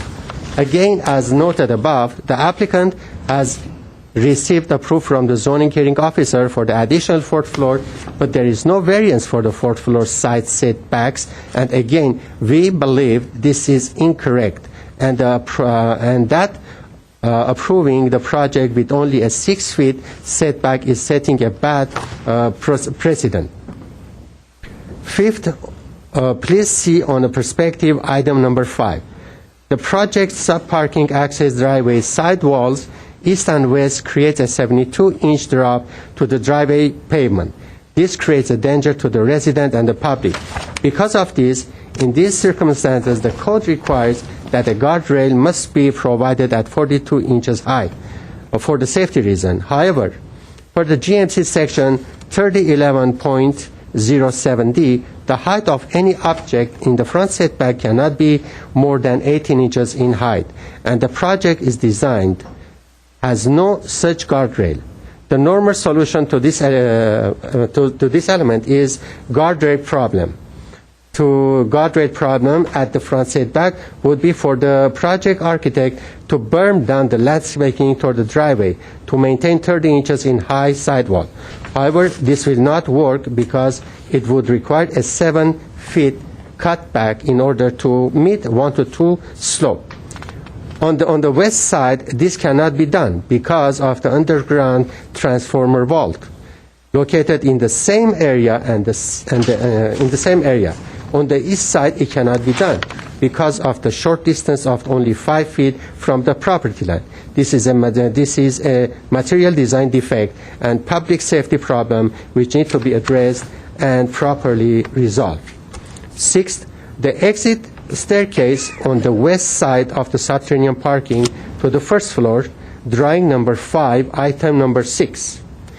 project floor projects into the side setback and interrupt the continuity of the exit walkway at the west side. Please understand that neither my wife nor I oppose the development of affordable housing projects in the community, and that is not what this appeal is about. We have filed and are pursuing this appeal because, first, the DRB approved the project on the basis of misrepresentation by the applicant and staff on the project's additional open space requirement, which is a key element of the project that has a major impact on the project design. Second, the failure of the various critical architectural elements of the project to meet the express and the implicit requirements of the GMC. And third, of a public safety considerations. In conclusion, we respectfully request the City Council to grant our appeal denying approval of the project as designed so city's own code requirement can be met and required procedures followed. Because the revisions to the project's plans are not minor but rather significant, I specifically urge the City Council to overturn the March 4th project approval and require the applicant to submit a new application that is subject to a new DRB public hearing, or second, the DRB be ordered to hold a notice to rehearing on the project as redesigned to address the serious problems we have identified. Thank you for your time. If you have any question, I'm ready to answer. Thank you, Mr. Gaillon. Not now, but perhaps as we proceed further. Thank you. I'd like to invite the applicant up, Mr. Khan. You also have 10 minutes if you need to use it. I don't think I will. Good evening, Mayor, City Council, and City staff. My name is Rodney Khan, and my offices are located here in the city of Glendale. I'm going to limit my comments to the specific items of the appeal for this project. And I think there are three questions that the City Council needs to ask themselves.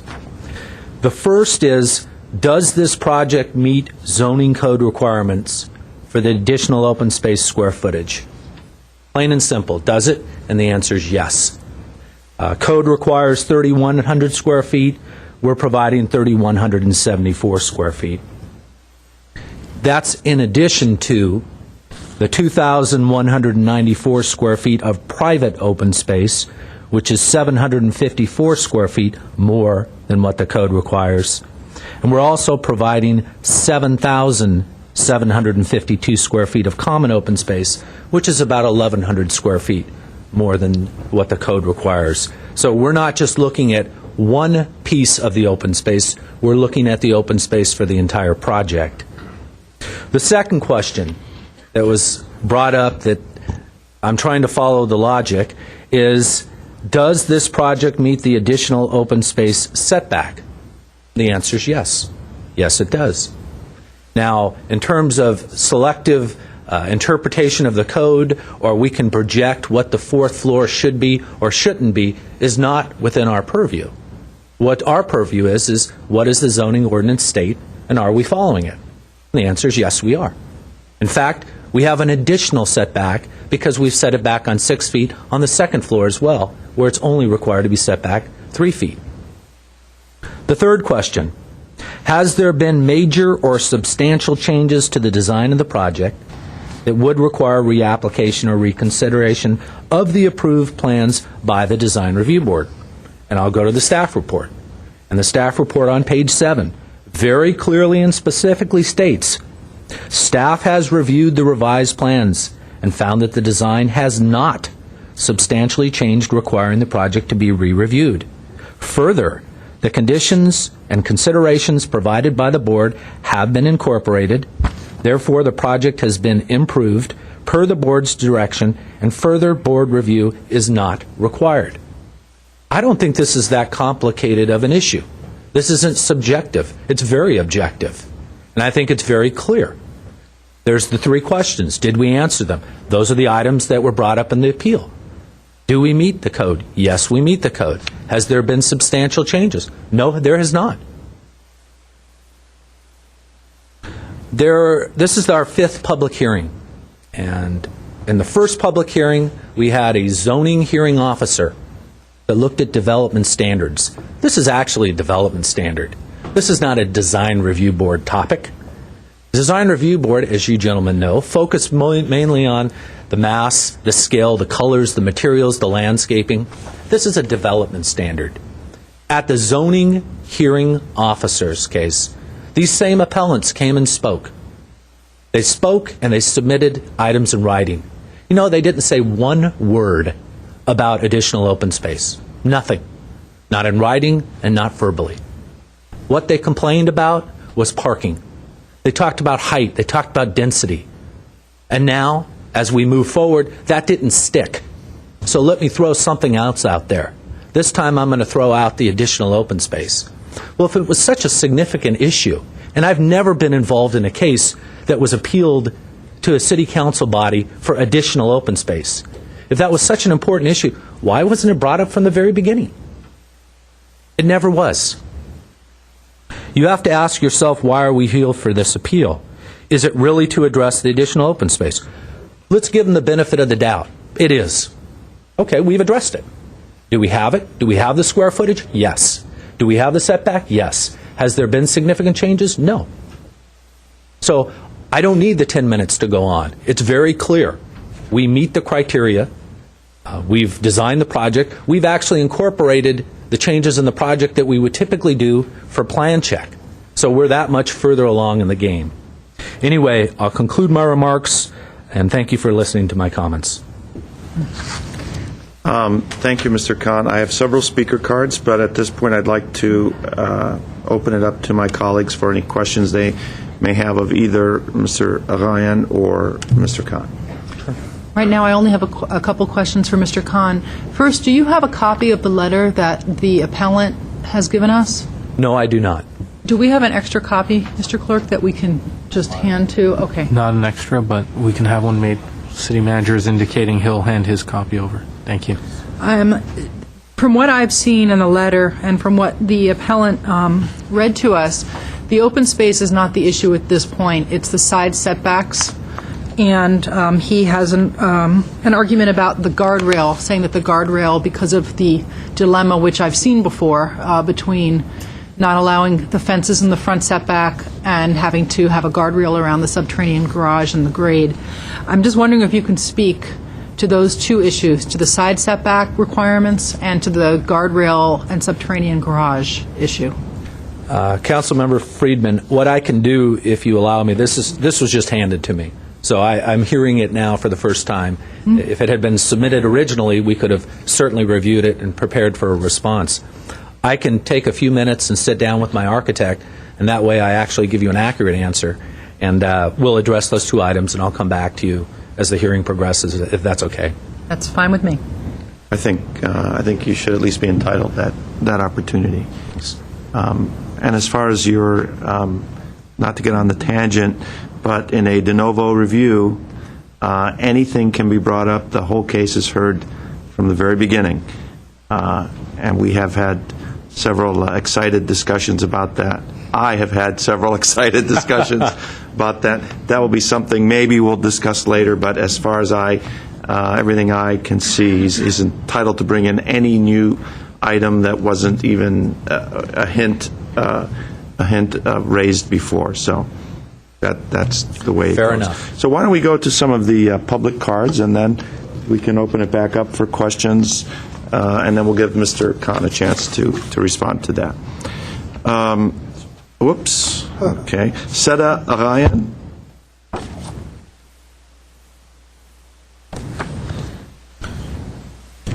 Seda Agayan, 100 West Broadway, Suite 950. Mr. Mayor, council members, Hovik has already covered everything, so in order to save everybody's time, I don't have anything else to add to that. Thank you. Okay, thank you very much. Carlos Ovalle? I'm the architect for the project. Okay, you guys can work on that issue. Larry Tyson? I'm the landscape architect for the project. I'm just here answering. Okay. We'll keep you on call for questions, Mr. Tyson. Margaret Hammond? It's going to pass. There's been changes. My original, who were looking at it. So Okay. I'll pass on this. Okay. Thank you. Which brings us back to Doe. Mr. Watching the Sound of Music. Huh? Okay, well, you haven't had much time for that, but let me, what do they call it in showbiz? Stretch. Stretch. Could someone please address the 4 or 5 points that Mr. Agayan raised, in particular the setback issues on those second, third, and fourth floors? Yes, I can talk about that. I can start talking in general about the way that the setback is applied, and Mr. Kraus and I also saw this letter just now. We had seen a previous letter from the Alliance that was submitted just before the weekend, but this is additional information. We're looking at it as quickly as we can. But once a variance has been issued, the variance that was issued for this was part of the housing plan that is subject to the concessions of SB 1818. And the code is silent about to what extent the setbacks applied to the upper floors would be extended to a floor that is subject to a variance for height. And the hearing officer could have imposed additional setbacks if the hearing officer had deemed that to be necessary. However, that was not the case in the decision. And later, when it went to the design review board, the design review board could have, again, extended the setbacks to the upper floors if they had chosen to do so because of design concerns. They didn't do that. However, they applied several other conditions that Mr. Kraus has indicated based on his analysis that the applicant has met. So that's in general what I can say about the setback issues. Yes. I have just a quick question.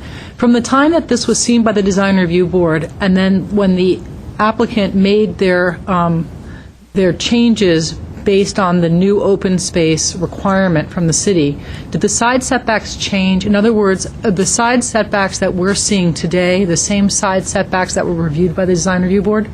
I'm going to refer that to Mr. Kraus because he's much more familiar with that level. Yeah, thank you, Mr. Commissioner. The setbacks have been changed based on the DRB's conditions. Specifically, if you look at some of the rear setbacks, they've removed some of the projections that were actually on the rear setback. On the side setbacks, they did relocate the tot lot onto the east side of the property, so that setback had actually increased to accommodate that. So that was based on the DRB's conditions rather than the change in the calculation of the open space. Correct, yeah. So those side setbacks are as the DRB instructed them to do. Correct, that's correct. Thank you. Can they talk about the guardrails too? Can you address the guardrails? Anyone? Mr. Kraus or Mr. Harani or Mr. Ford? Tim Foy has the answer to that question. Yes, the example that Councilmember Friedman brought up about garage entrances that go subterranean and need some necessary protection, in those cases we do allow guardrails. Public safety concerns will trump the zoning code. And as would be the case, I'm not sure what they're referring to in this project specifically, but as a general principle, yes. Okay, let me ask another question. One of the issues that Mr. Agayan brought up is on this fourth floor, which was granted by variance, and therefore our code being silent as to the setback, he's drawing the assumption that if the first floor is 3 feet, second floor is 6 feet, second is 3 feet, third floor is 6 feet, then he presumes the fourth floor should be a 9-foot setback. Is there anything in the codes or anything aside from, a extrapolation that's what the setback on a fourth floor should be? No, you're correct. It is just an extrapolation, and I think Mr. Agayan himself, admitted that the code was silent on it. Okay.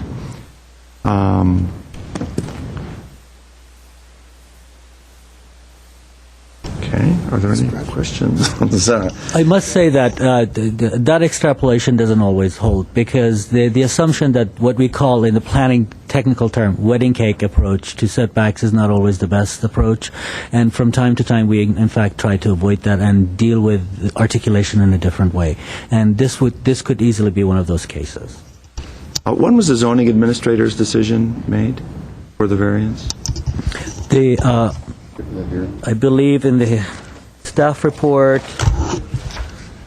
the hearing officer heard the case on February 3rd. Has the time for Third or fourth, one of the two. appeal has expired? Okay.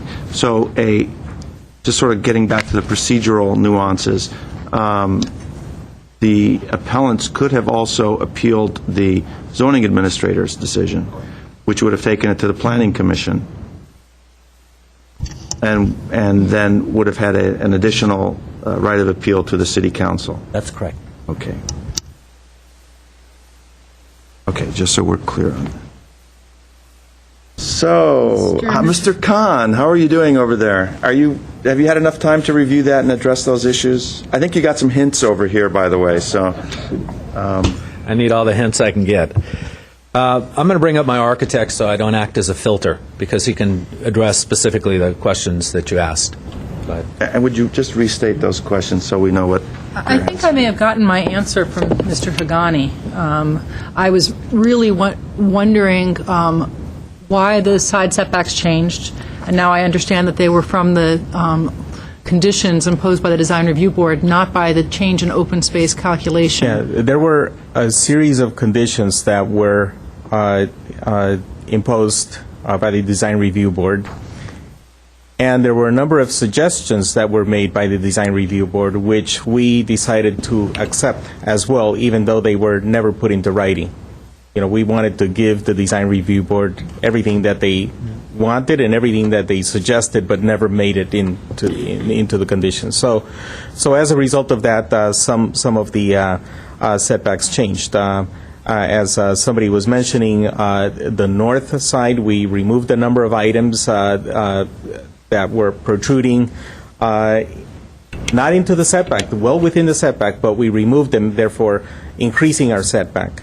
Then on the east side, I think that it's an issue of interpretation. We have a portion of the building which is considered a two-story portion of the building. That's in the community room. The community room has a double height space that has a mezzanine. The mezzanine is not considered a floor. And then there is one unit above that. So that portion of the building is a two-story building. And I believe that was asked of staff to interpret that as to whether our interpretation was correct. And we were provided an answer that yes, that portion of the building is a two-story building. Therefore, the setbacks are in accordance with a two-story building. And part of that had to do with moving stairs, part of that had to do with changing the tot lot, and a couple of other things that had to do with what was brought up at the Design Review Board. So that was one of your questions. And the other one having, I believe, to do with the railing. You know, I really wish I had time to take a look at my drawings and figure out if I didn't expect that, frankly, to be brought up as an issue. But there are a lot of issues that are relatively minor. Certainly, safety is not a minor issue, but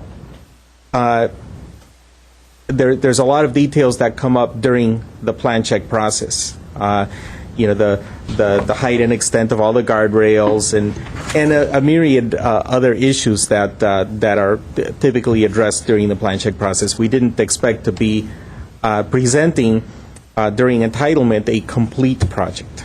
Mm-hmm. Okay. That's fine. Thank you. Okay, thank you. Are there any other questions from the council? I'm going to give Mr. Agayan a chance to for closing argument. I'll give you 5 minutes, Mr. Agayan.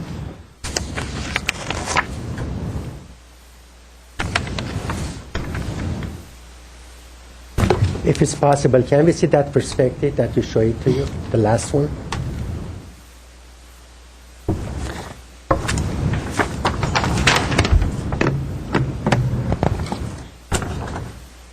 Is that the one you're looking for, Mr.? Yes. By the way,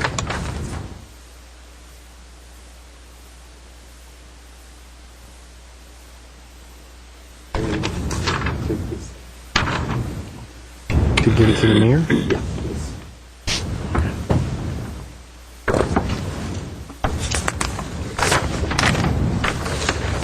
And this one too. Share it.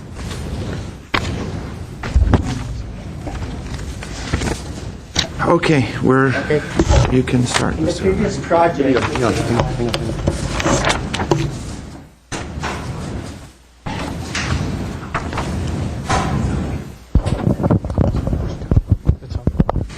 thank you.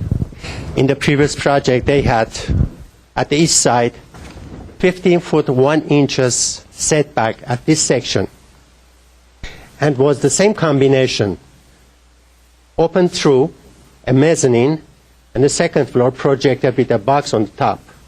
Now, they push this building toward the east side to create more space over here. Meantime, at this section, this was a 15 foot 1 inch setback. They shifted 3 foot something toward that side. Now they have only 11 foot setback over there to add more space on this side. This space wasn't there before. Now they added to this one. This section, entire section, is almost 3 foot away from the line of the additional open space. This has to be 6 foot back. That's a third floor. We are not talking 2-story. We are talking floor. It says in the zoning, it says floor, third floor. There's a section over there. And, by the way, the entire section, this section up to 2-story, this is a 2-story height. It doesn't matter, inside is open. But this is a 2-story height. This is the third floor. There's a floor. In their plans, they said third floor plan. That includes this, not this.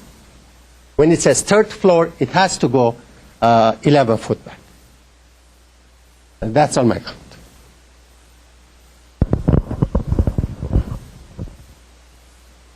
Thank you. Mr. Hagani. With regard to this story versus floor, I must say that a mezzanine is not considered a floor. Some of you might remember that we added that section of the code right after we did the East Broadway section when we had projects providing mezzanines that would not be considered a floor, and that is the distinction. A mezzanine is not a floor. Okay. Okay, let's... You're concluded? Yeah, but how are you going to interpret the third floor plan? Third floor plan. It means we have to cut that section, put him outside. They said, we don't have third floor plan in this section. Right that corner. You're referring to his plan, the plans that said third floor plan. Third floor plan. That's part of it. I understand your point. I'm not sure that that's the determining factor, though. That's what it teaches us since when I was 18 years old. A floor plan is a floor plan. You're not going to say, oh, this section is not part of the floor plan.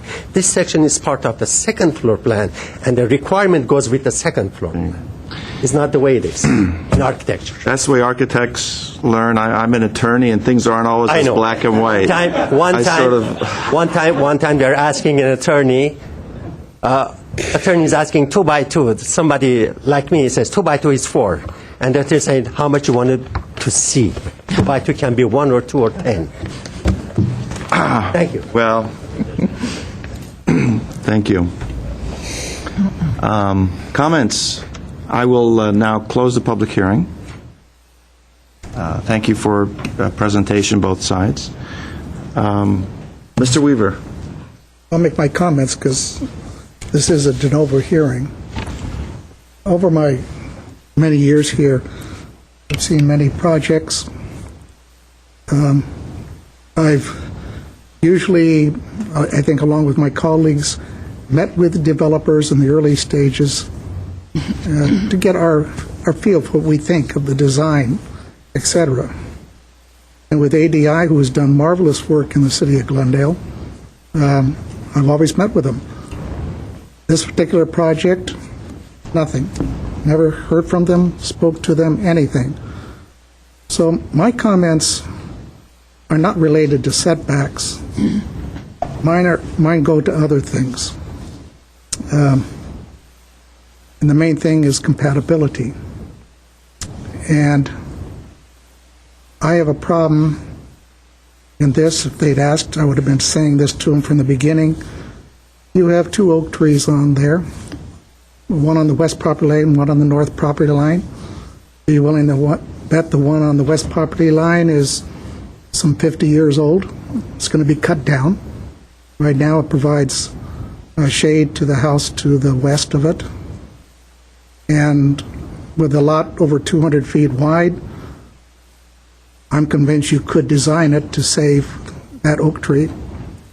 We saved one down at Pacific Edison School, saved that huge oak tree by redesigning. But I wasn't able to give that input in the beginning.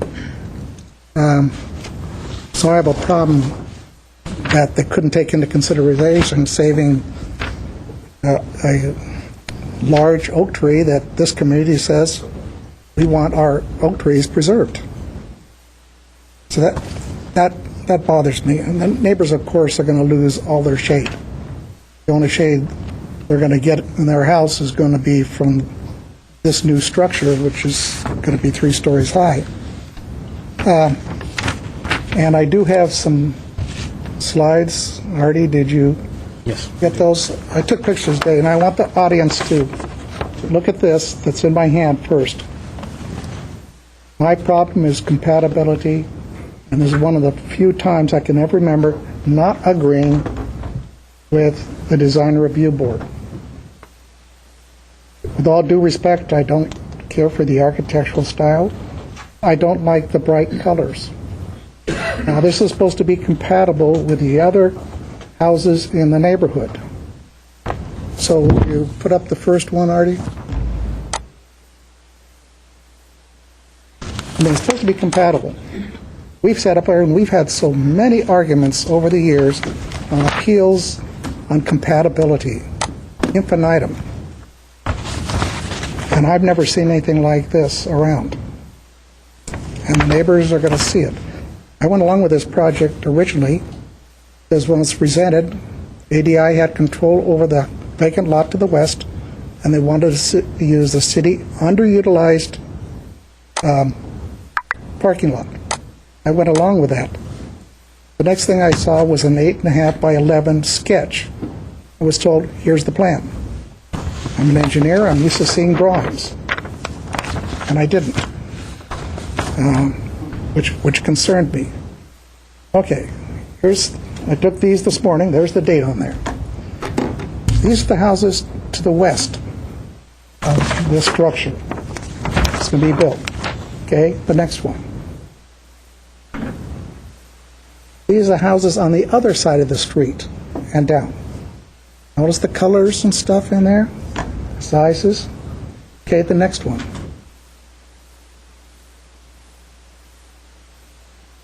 We were told that this is the house next door to this. It's a 2-story house. I took 2 or 3 of this house. Go to the next one.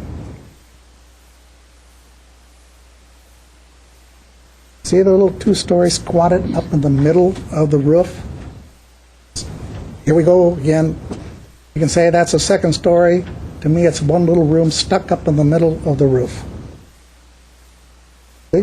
One little room up there. To me, that's not a 2-story. Well, staff will probably disagree with me and say it is 2-story. So then I see this is going to go next door. This is going to go next door to it. Bright red, bright green, bright blue, all to try to differentiate the cuts and the breaks in the building. You could do it with shades of brown, something that is more compatible to these structures. Now that's it, Artie.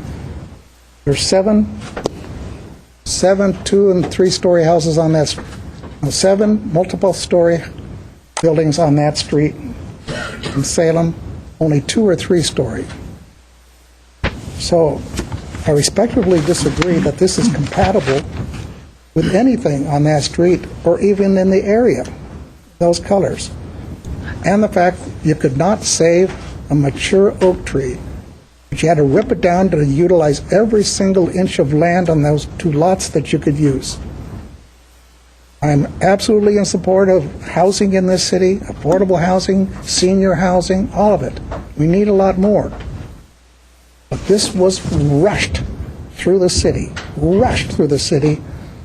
and there's nobody that can get on a witness stand and tell me that it was not rushed. Improperly rushed, in my opinion. So this is not compatible, and the hearing in here says it is compatible with the neighborhood. I disagree. I cannot vote for it. Thank you. Thank you, Mr. Weaver. Mr. Draymond. I'll be happy to go next, Mr. Mayor.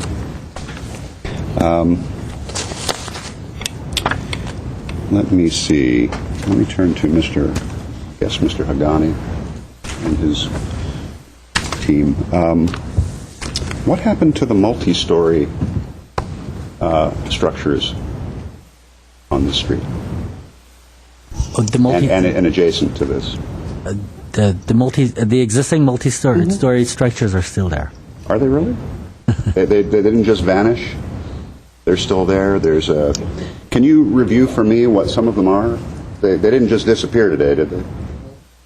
I'll take the question back. You don't have to answer that question, but could you help me understand about the multi-story structures in that area? There's a number. I'm going to actually. Mr. Foy is looking into the staff report because the multi-story buildings in the immediate area are actually mentioned there. Just if you give us a second.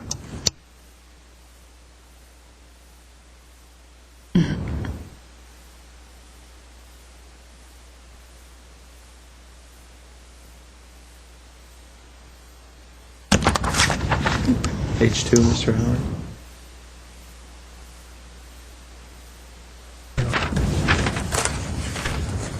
We're looking into the design review staff. I think it's listed under the Brigadoon Arms. Yeah. They just vanished today into the ethers. And go ahead. Okay. There is a finding that the Design Review Board made. It's on page 5 of your staff report, that the neighborhood includes buildings with heights ranging from 1 to 3 stories, with a 6-story commercial building located just east of the proposed building. What would the height of that building be? It's 6 stories? Mm-hmm.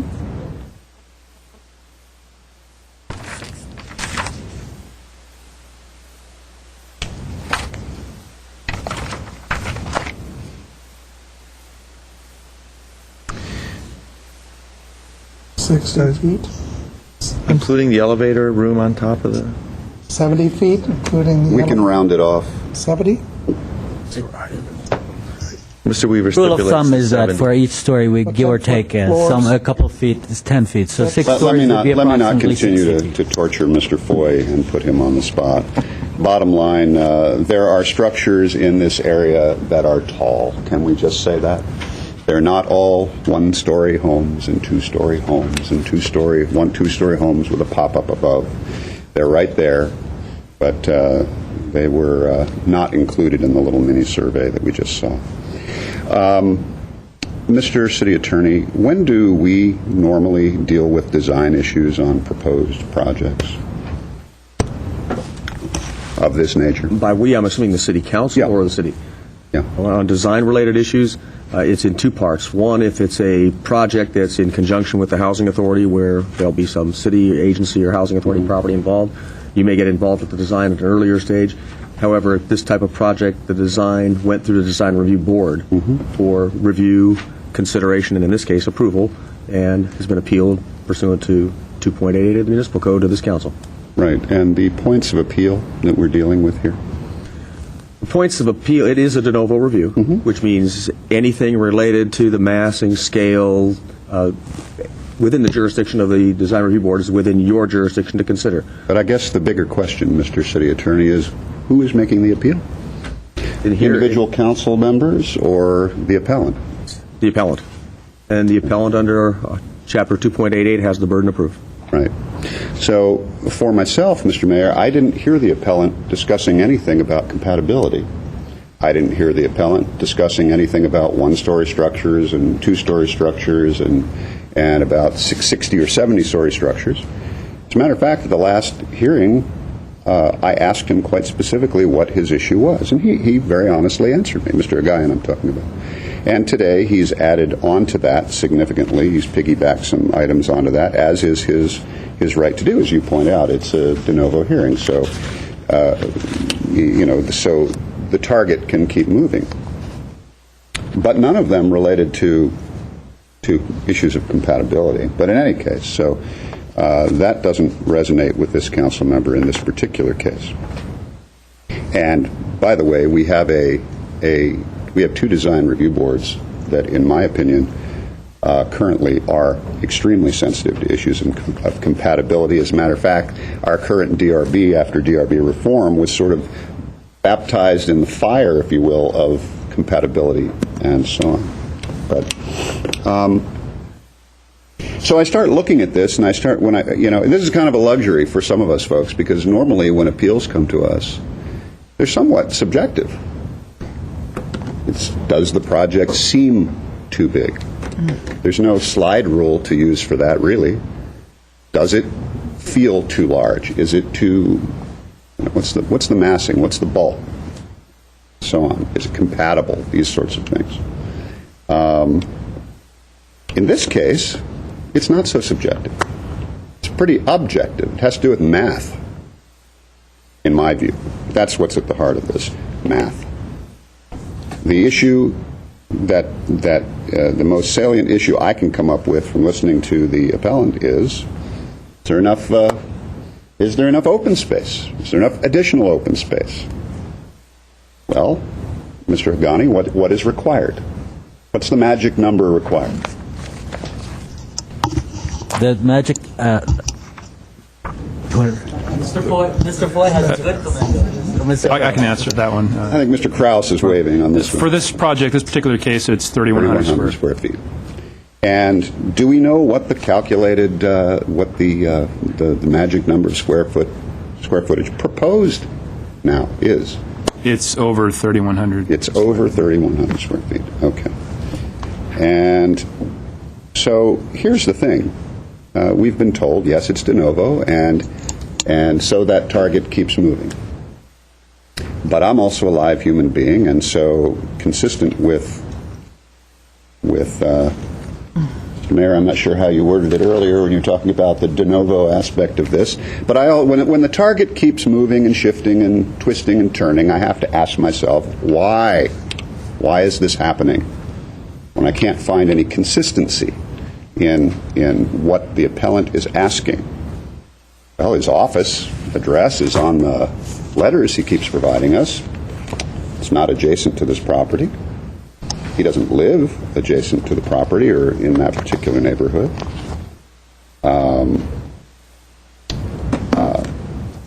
I don't know if he has filed a lot of appeals and other projects, but I'm told no. And the appellant's wife is in the back shaking her head no, that they don't make a habit of doing that. What is it about this project? What makes this project different from all other projects that it caught the attention of this appellant?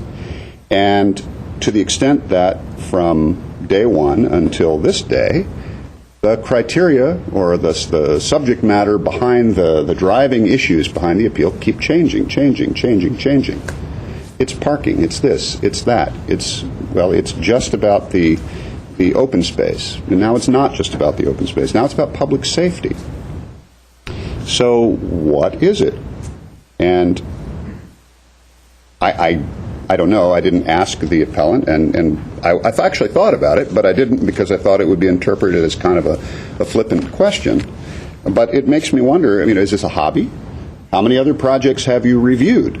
You just didn't file appeals on. I'm thinking not too many.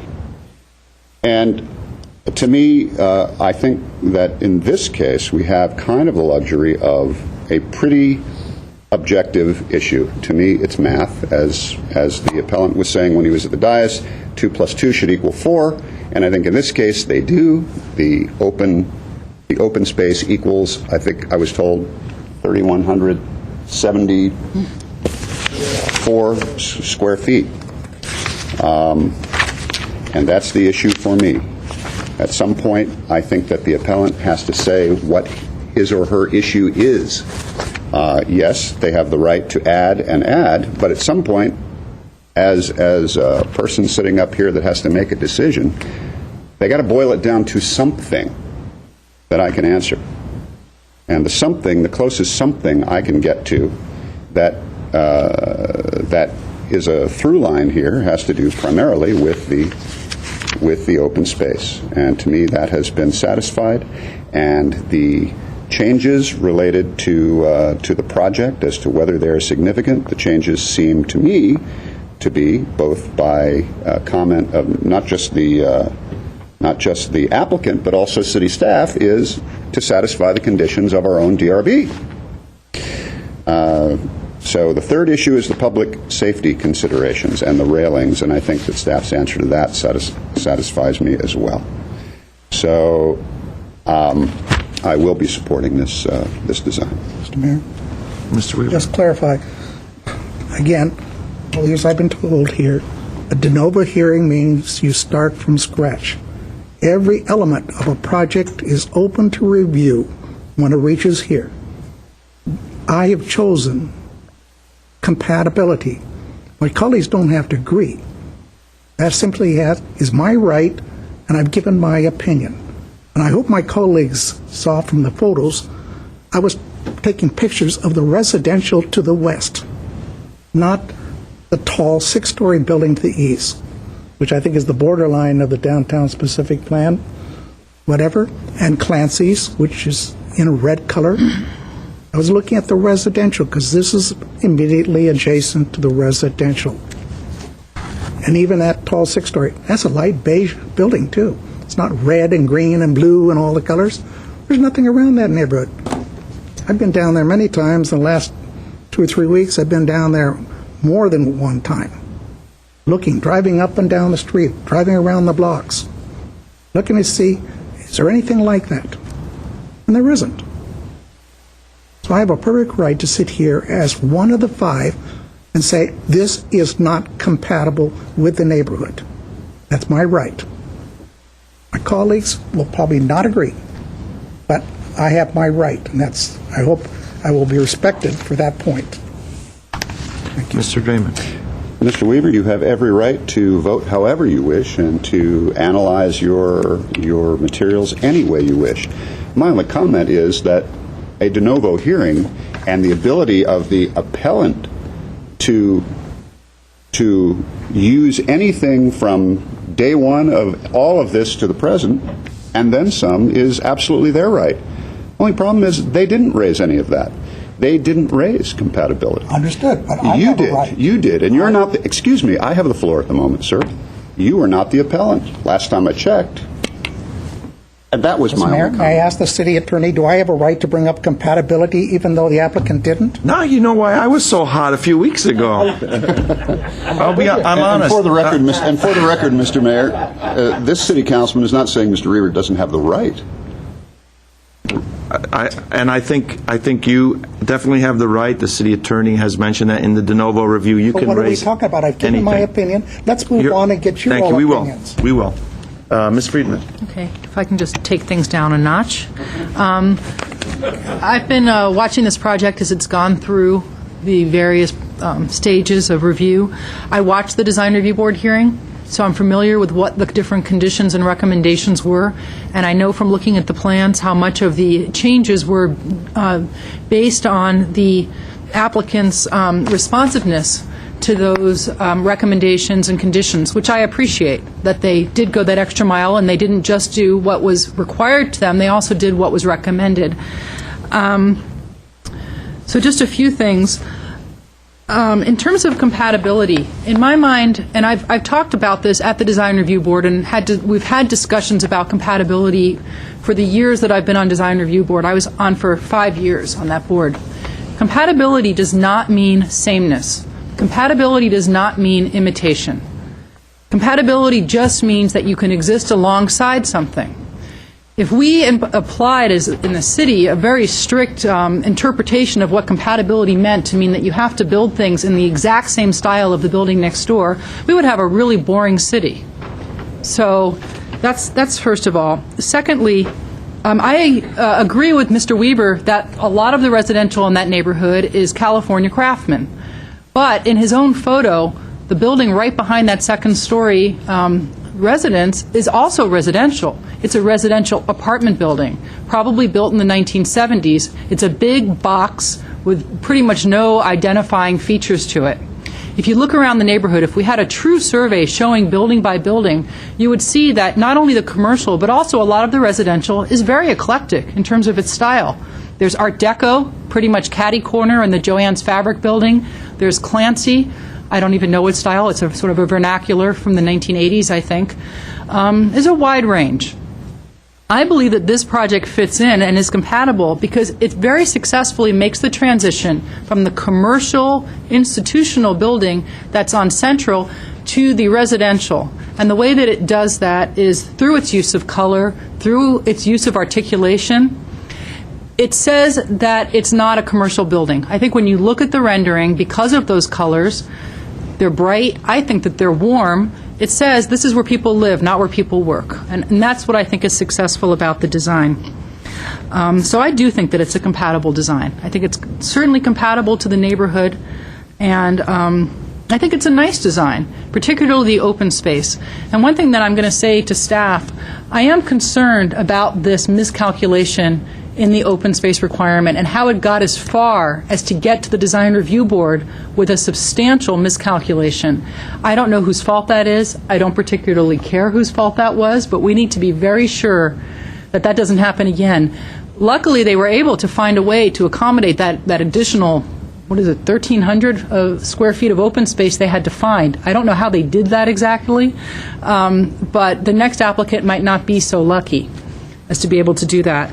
I do think that it's a much better project with this amount of open space. The change in landscape plan is tremendous, and from the street, it's going to look like a park in the front. And I'm assuming that the public can actually go there, even though it's a residence. It's not fenced off or anything. So I think that'll be a very nice addition to the neighborhood. The setback argument that the appellant made is very interesting, whether you can extrapolate that guideline in the code as you go up. However, I feel that if you followed that to its extreme, that would mean that if you built a 20-story building, if every floor was set back additionally, by the time you got to the top, you would have sort of an elevator shaft. So I don't think that you can extrapolate it. In fact, I think it should be the opposite, really, that as you go up, you should not have to have that requirement, because otherwise you'd have a building that was shaped like a giant pyramid. We'd be building pyramids all over Glendale. So just on that basis, I think that the code being silent, if you sort of extrapolate it out, it doesn't make sense, and that the code is not trying to imply that every story that you have on a building, you have to continue that setback to add up the setback. I also have to go by what the city attorney says about the code and the mezzanine, that the mezzanine is not considered a second story. So based on that, I did go through your four arguments, and I just don't find any of them particularly compelling. I do think this is going to be a really nice addition to the neighborhood, which is sort of the bottom line for me. And I'm looking forward to seeing this get built. Thank you very much, Mr. Mayor. Thank you. Mr. Quintero. No applause, please. Okay. I want to start by saying that I don't believe the appellant has made the case. And this is a de novo hearing, so I think I'm going to make some comments, starting with the neighborhood. This property is literally just a few hundred feet from Central. And yes, on that very corner is a 6-story office building that's been there for many, many years. Right around the corner from that office building will be a new condominium, a downtown housing condominium building. They're on the corner of Central and California. That's going to be how many stories? Was it 8 or 10 or? Standards. No, that's the 8-story. The legendary tower. Yeah, the legendary tower, so an 8-story building. So I'm talking about the commercial district, so to speak, on Central, and now this housing tower across the street from Sears, which is quite a large building. Then when you focus on Salem, that's what makes life interesting. You can drive down a street. Mr. Weaver sees single-family homes, and I see apartment buildings and condominiums. There's lots of apartment buildings and condominiums on this street, as well as California, as well as Wilson. I mean, these are multifamily neighborhoods and quite dense. So I do think that the massing, the size, and the amount of units that we're putting on this property, I think it is compatible not only with Salem, but with the surrounding neighborhood. And we are subject to Senate Bill 1818 in terms of the density. Now, what I'm particularly excited about is the fact that this is the first building where we've introduced a new concept. In addition to the affordable units, they're all affordable, but we will have 4 artist units at street level. That's a new step for the Housing Authority, although it's been done across the country. But I'm very excited about this location specifically. Literally within walking distance of Central and all the commercial activities, right almost across the street from Clancy's. So I think that's another element that adapts itself to this particular street. In terms of the design, I continue to say I want to make the artist studios a bit more prominent. I think the public at large and I mean, I just think you have to understand you've got 4 units at ground level that are artist studios, so I hope the architect can continue to give that some interest. And then finally, I would say the color palette could be a bit more subdued, even if the colors remain the same, but they don't have to be bold. But overall, I'm very pleased that we're moving to the next step on this project. Thank you, Mr. Quintero. As for myself, I don't begrudge Mr. Agayan in any way for raising any possible new subject or issue previously unraised at any of the other prior hearings. You know, as an attorney, that kind of warms my heart that he would try that. And as well as Mr. Weaver, you know, commenting on the issues that the appellant did not raise. But really focusing on the issues Mr. Agayan raised, I thought they were adequately addressed by staff regarding the driveway and the ramp and the resulting fence that's required, the setbacks on the 4th floor, the 3rd floor or 2nd floor above the mezzanine, whichever way you want to address that. I don't think that he met his burden of proof. I think there is a lot of good that this project is going to bring to not just the neighborhood, but to the city as a whole. It is a unique design. The colors are bold.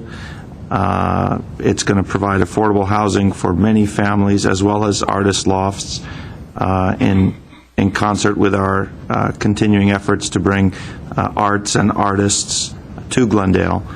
It's at a location where it's not a couple hundred feet away from Central. It's only about 50 feet. It's the next lot in from the 6-story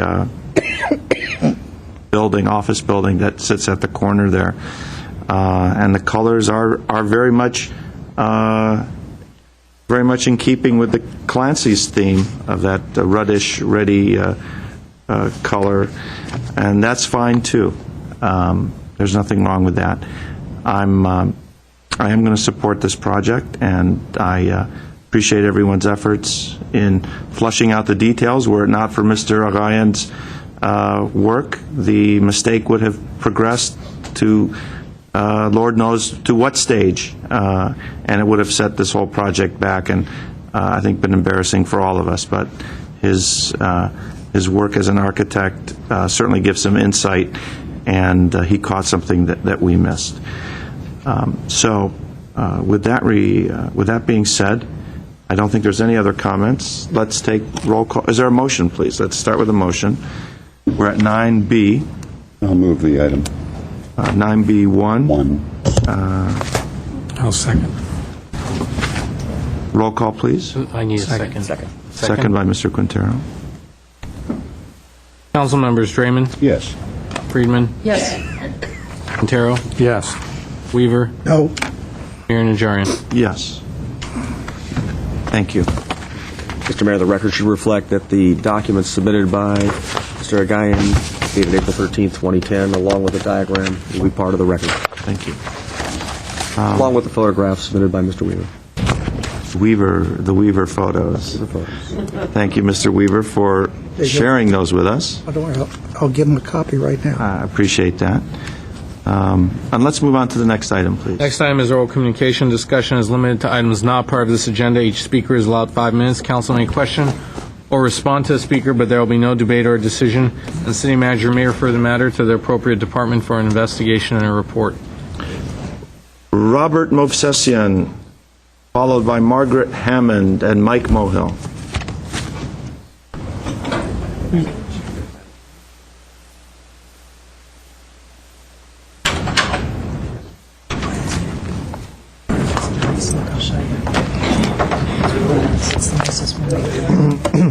Good evening, Mr. Mayor Najarian, Ms. Friedman, Mr. Draymond, and of course staff, Jim Starbird. I talked to his assistant. Both of them are very, very nice people. And Mr. John Tartalian, what is the word? Convinced me that I was going to talk about the Borders book, but he convinced me that I was wrong. So I thank you and your assistant very much. So that's all. Thank you very much. Thank you, Mr. Movsesian. Margaret Hammond, followed by Mike Mohill.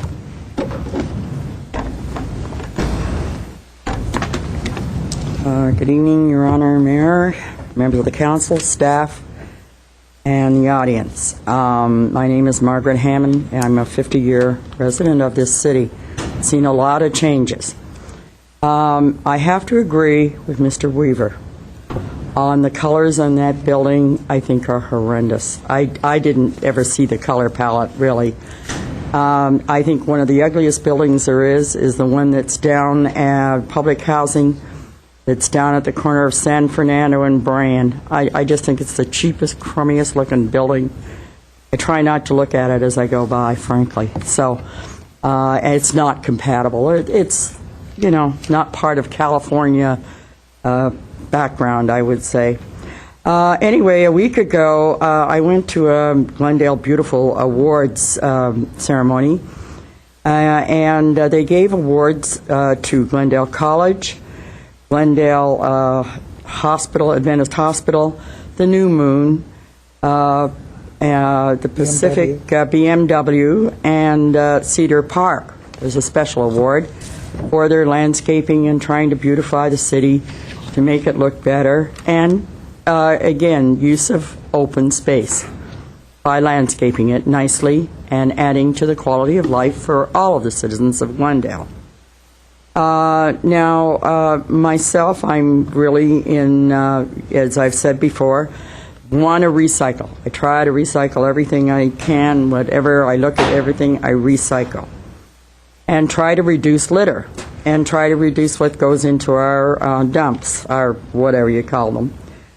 But one of the things that I've had people come to me, and myself I hate, to reduce litter, is what about these door-to-door litterers that come around and jam junk in our mailboxes, in our door handles, throw them on our doorsteps, and particularly in apartments, every time I go over to mine, huge masses of junk all over my front steps. I have to stop, and they push them inside the screen doors, the guards, and I have to spend maybe 10 minutes getting that junk out of there, just so to try to keep my building nice. Why should I have to clean up after those litterers? I don't think it's right. I had 2 people come to me today, and they're afraid to go on vacation because they say when they go away, there's all that litter that's there, and if they aren't there to pick it up, then the burglars and whatevers know that they're away, and it adds to their problem and diminishes their quality of life. This was an older lady in particular who was really concerned about it, who talked to me about it. And my second beef in life, and I brought it up before, one of my beefs in life, are the blowers that the gardeners have. I've come here before this time. I happened to go to a luncheon up on Hillside. A friend of mine came out of her home, standing there. There's 3 houses across the street. On each side of the house, one in the middle, each side of the house to the right and to the left of it, the gardeners had done their work and they'd cleaned up the front. I don't know whether they used their blowers. But there was the guy in the middle, finishing up his gardening, out there with a blower, and I stood there and watched him. He blew it under the car in front of the house this side, he blew it out in the middle of the road, and blew it under the car on the other side. Now, since those gardeners, the others, had already left, there was nobody there to object. And as I related before, I myself had an experience. Well, I've had several with them. They blow all the junk down the sewers out into the ocean. Instead of picking it up and putting it in the trash barrels, they blow it and it goes down into the gutters and out to the ocean. That's wrong. Totally wrong, because they're too damn lazy to pick up the leaves and get a broom and sweep it up like the ordinary citizen does. Now, I had the experience of being at Burger King up on Central. I'd had stuff in my eyes, and so I had to wait. And I look out the door, and there's this gardener, huge amounts of clouds of dirt being blown in the air. And I went out and said to him, hey, you're not supposed to do that. You're causing smog, you're causing litter, you're whatever, and you're not supposed to be doing that. Well, he told me to mind my own business, he'd do what he wanted, and so forth. I said, okay, I'm going to take down your name and the name of this, the building where he was doing his work, and I was going to report him. And then I went in and had a coffee, and then I heard a voice quite loudly, went out again. The lady was standing at the bus stop waiting for the bus, and he's out there with the blower blowing the dirt all over her. Well, thank God it was her and not me. I'd have whacked him. I tell you, you're blowing the dirt on her, and she was mad. She moved away from the bus stop to get away from him. Now, that's wrong. That's assault when you have dirt blowing on you like that. Now, if these gardeners, they're being paid to do the work, they're not doing their job when they're blowing the dirt in the air and not picking it up. So I know you're sitting there going like, I hear from people, they tell me all the time. Thank you. No, I was looking. I'll address that when Mr. Mohill's concluded. But I'm saying, it is a problem. And if you've got like me with a cold and they blow the stuff, this woman was gasping for air. She's taking your time, Mr. Mohill. Thank you. Grab your tissue, Margaret. Mayor, Mike Mohill, long-term resident. I'd like to talk about the Board of Equalization. Glendale is the 3rd largest city in population in the county. But why doesn't it have the 3rd highest taxable revenue according to the State Board of Equalization? This city council and management like to compare Glendale to Los Angeles or to our 2 sister cities, Pasadena and Burbank, when they feel we will appear better. But unfortunately, there often is no evidence in neither the city clerk's office nor the city's attorney's office who keep any type of comparison data. Population of Glendale is approximately at 207,000 people. Pasadena, 150,000, and Little Burbank, 110,000. Yet in 2007, 8, and 9, Pasadena consistently had higher taxable sales for the first quarter of each year, according to the State Board of Equalization. In 2009, $629,000, 2008, $736,000, and 2007, $755,000. For the same time period, Glendale taxable sales revenue was even less than Little Burbank. Year 2009, $536,000. Year 2008, $642,000. Year 2007, $646,000. Even the Americana, which opened May 2008, did not help Glendale with higher taxable sales in the year 2009. Why doesn't our city council ask our city manager and staff why Glendale, with the most population and probably the best paid management, consistently fails as a business model, especially compared to Pasadena? Why does Pasadena have more high-end restaurants, hotels, movies, restaurant, colleges, Rose Bowl, Rose Parade, and the list goes on than Glendale?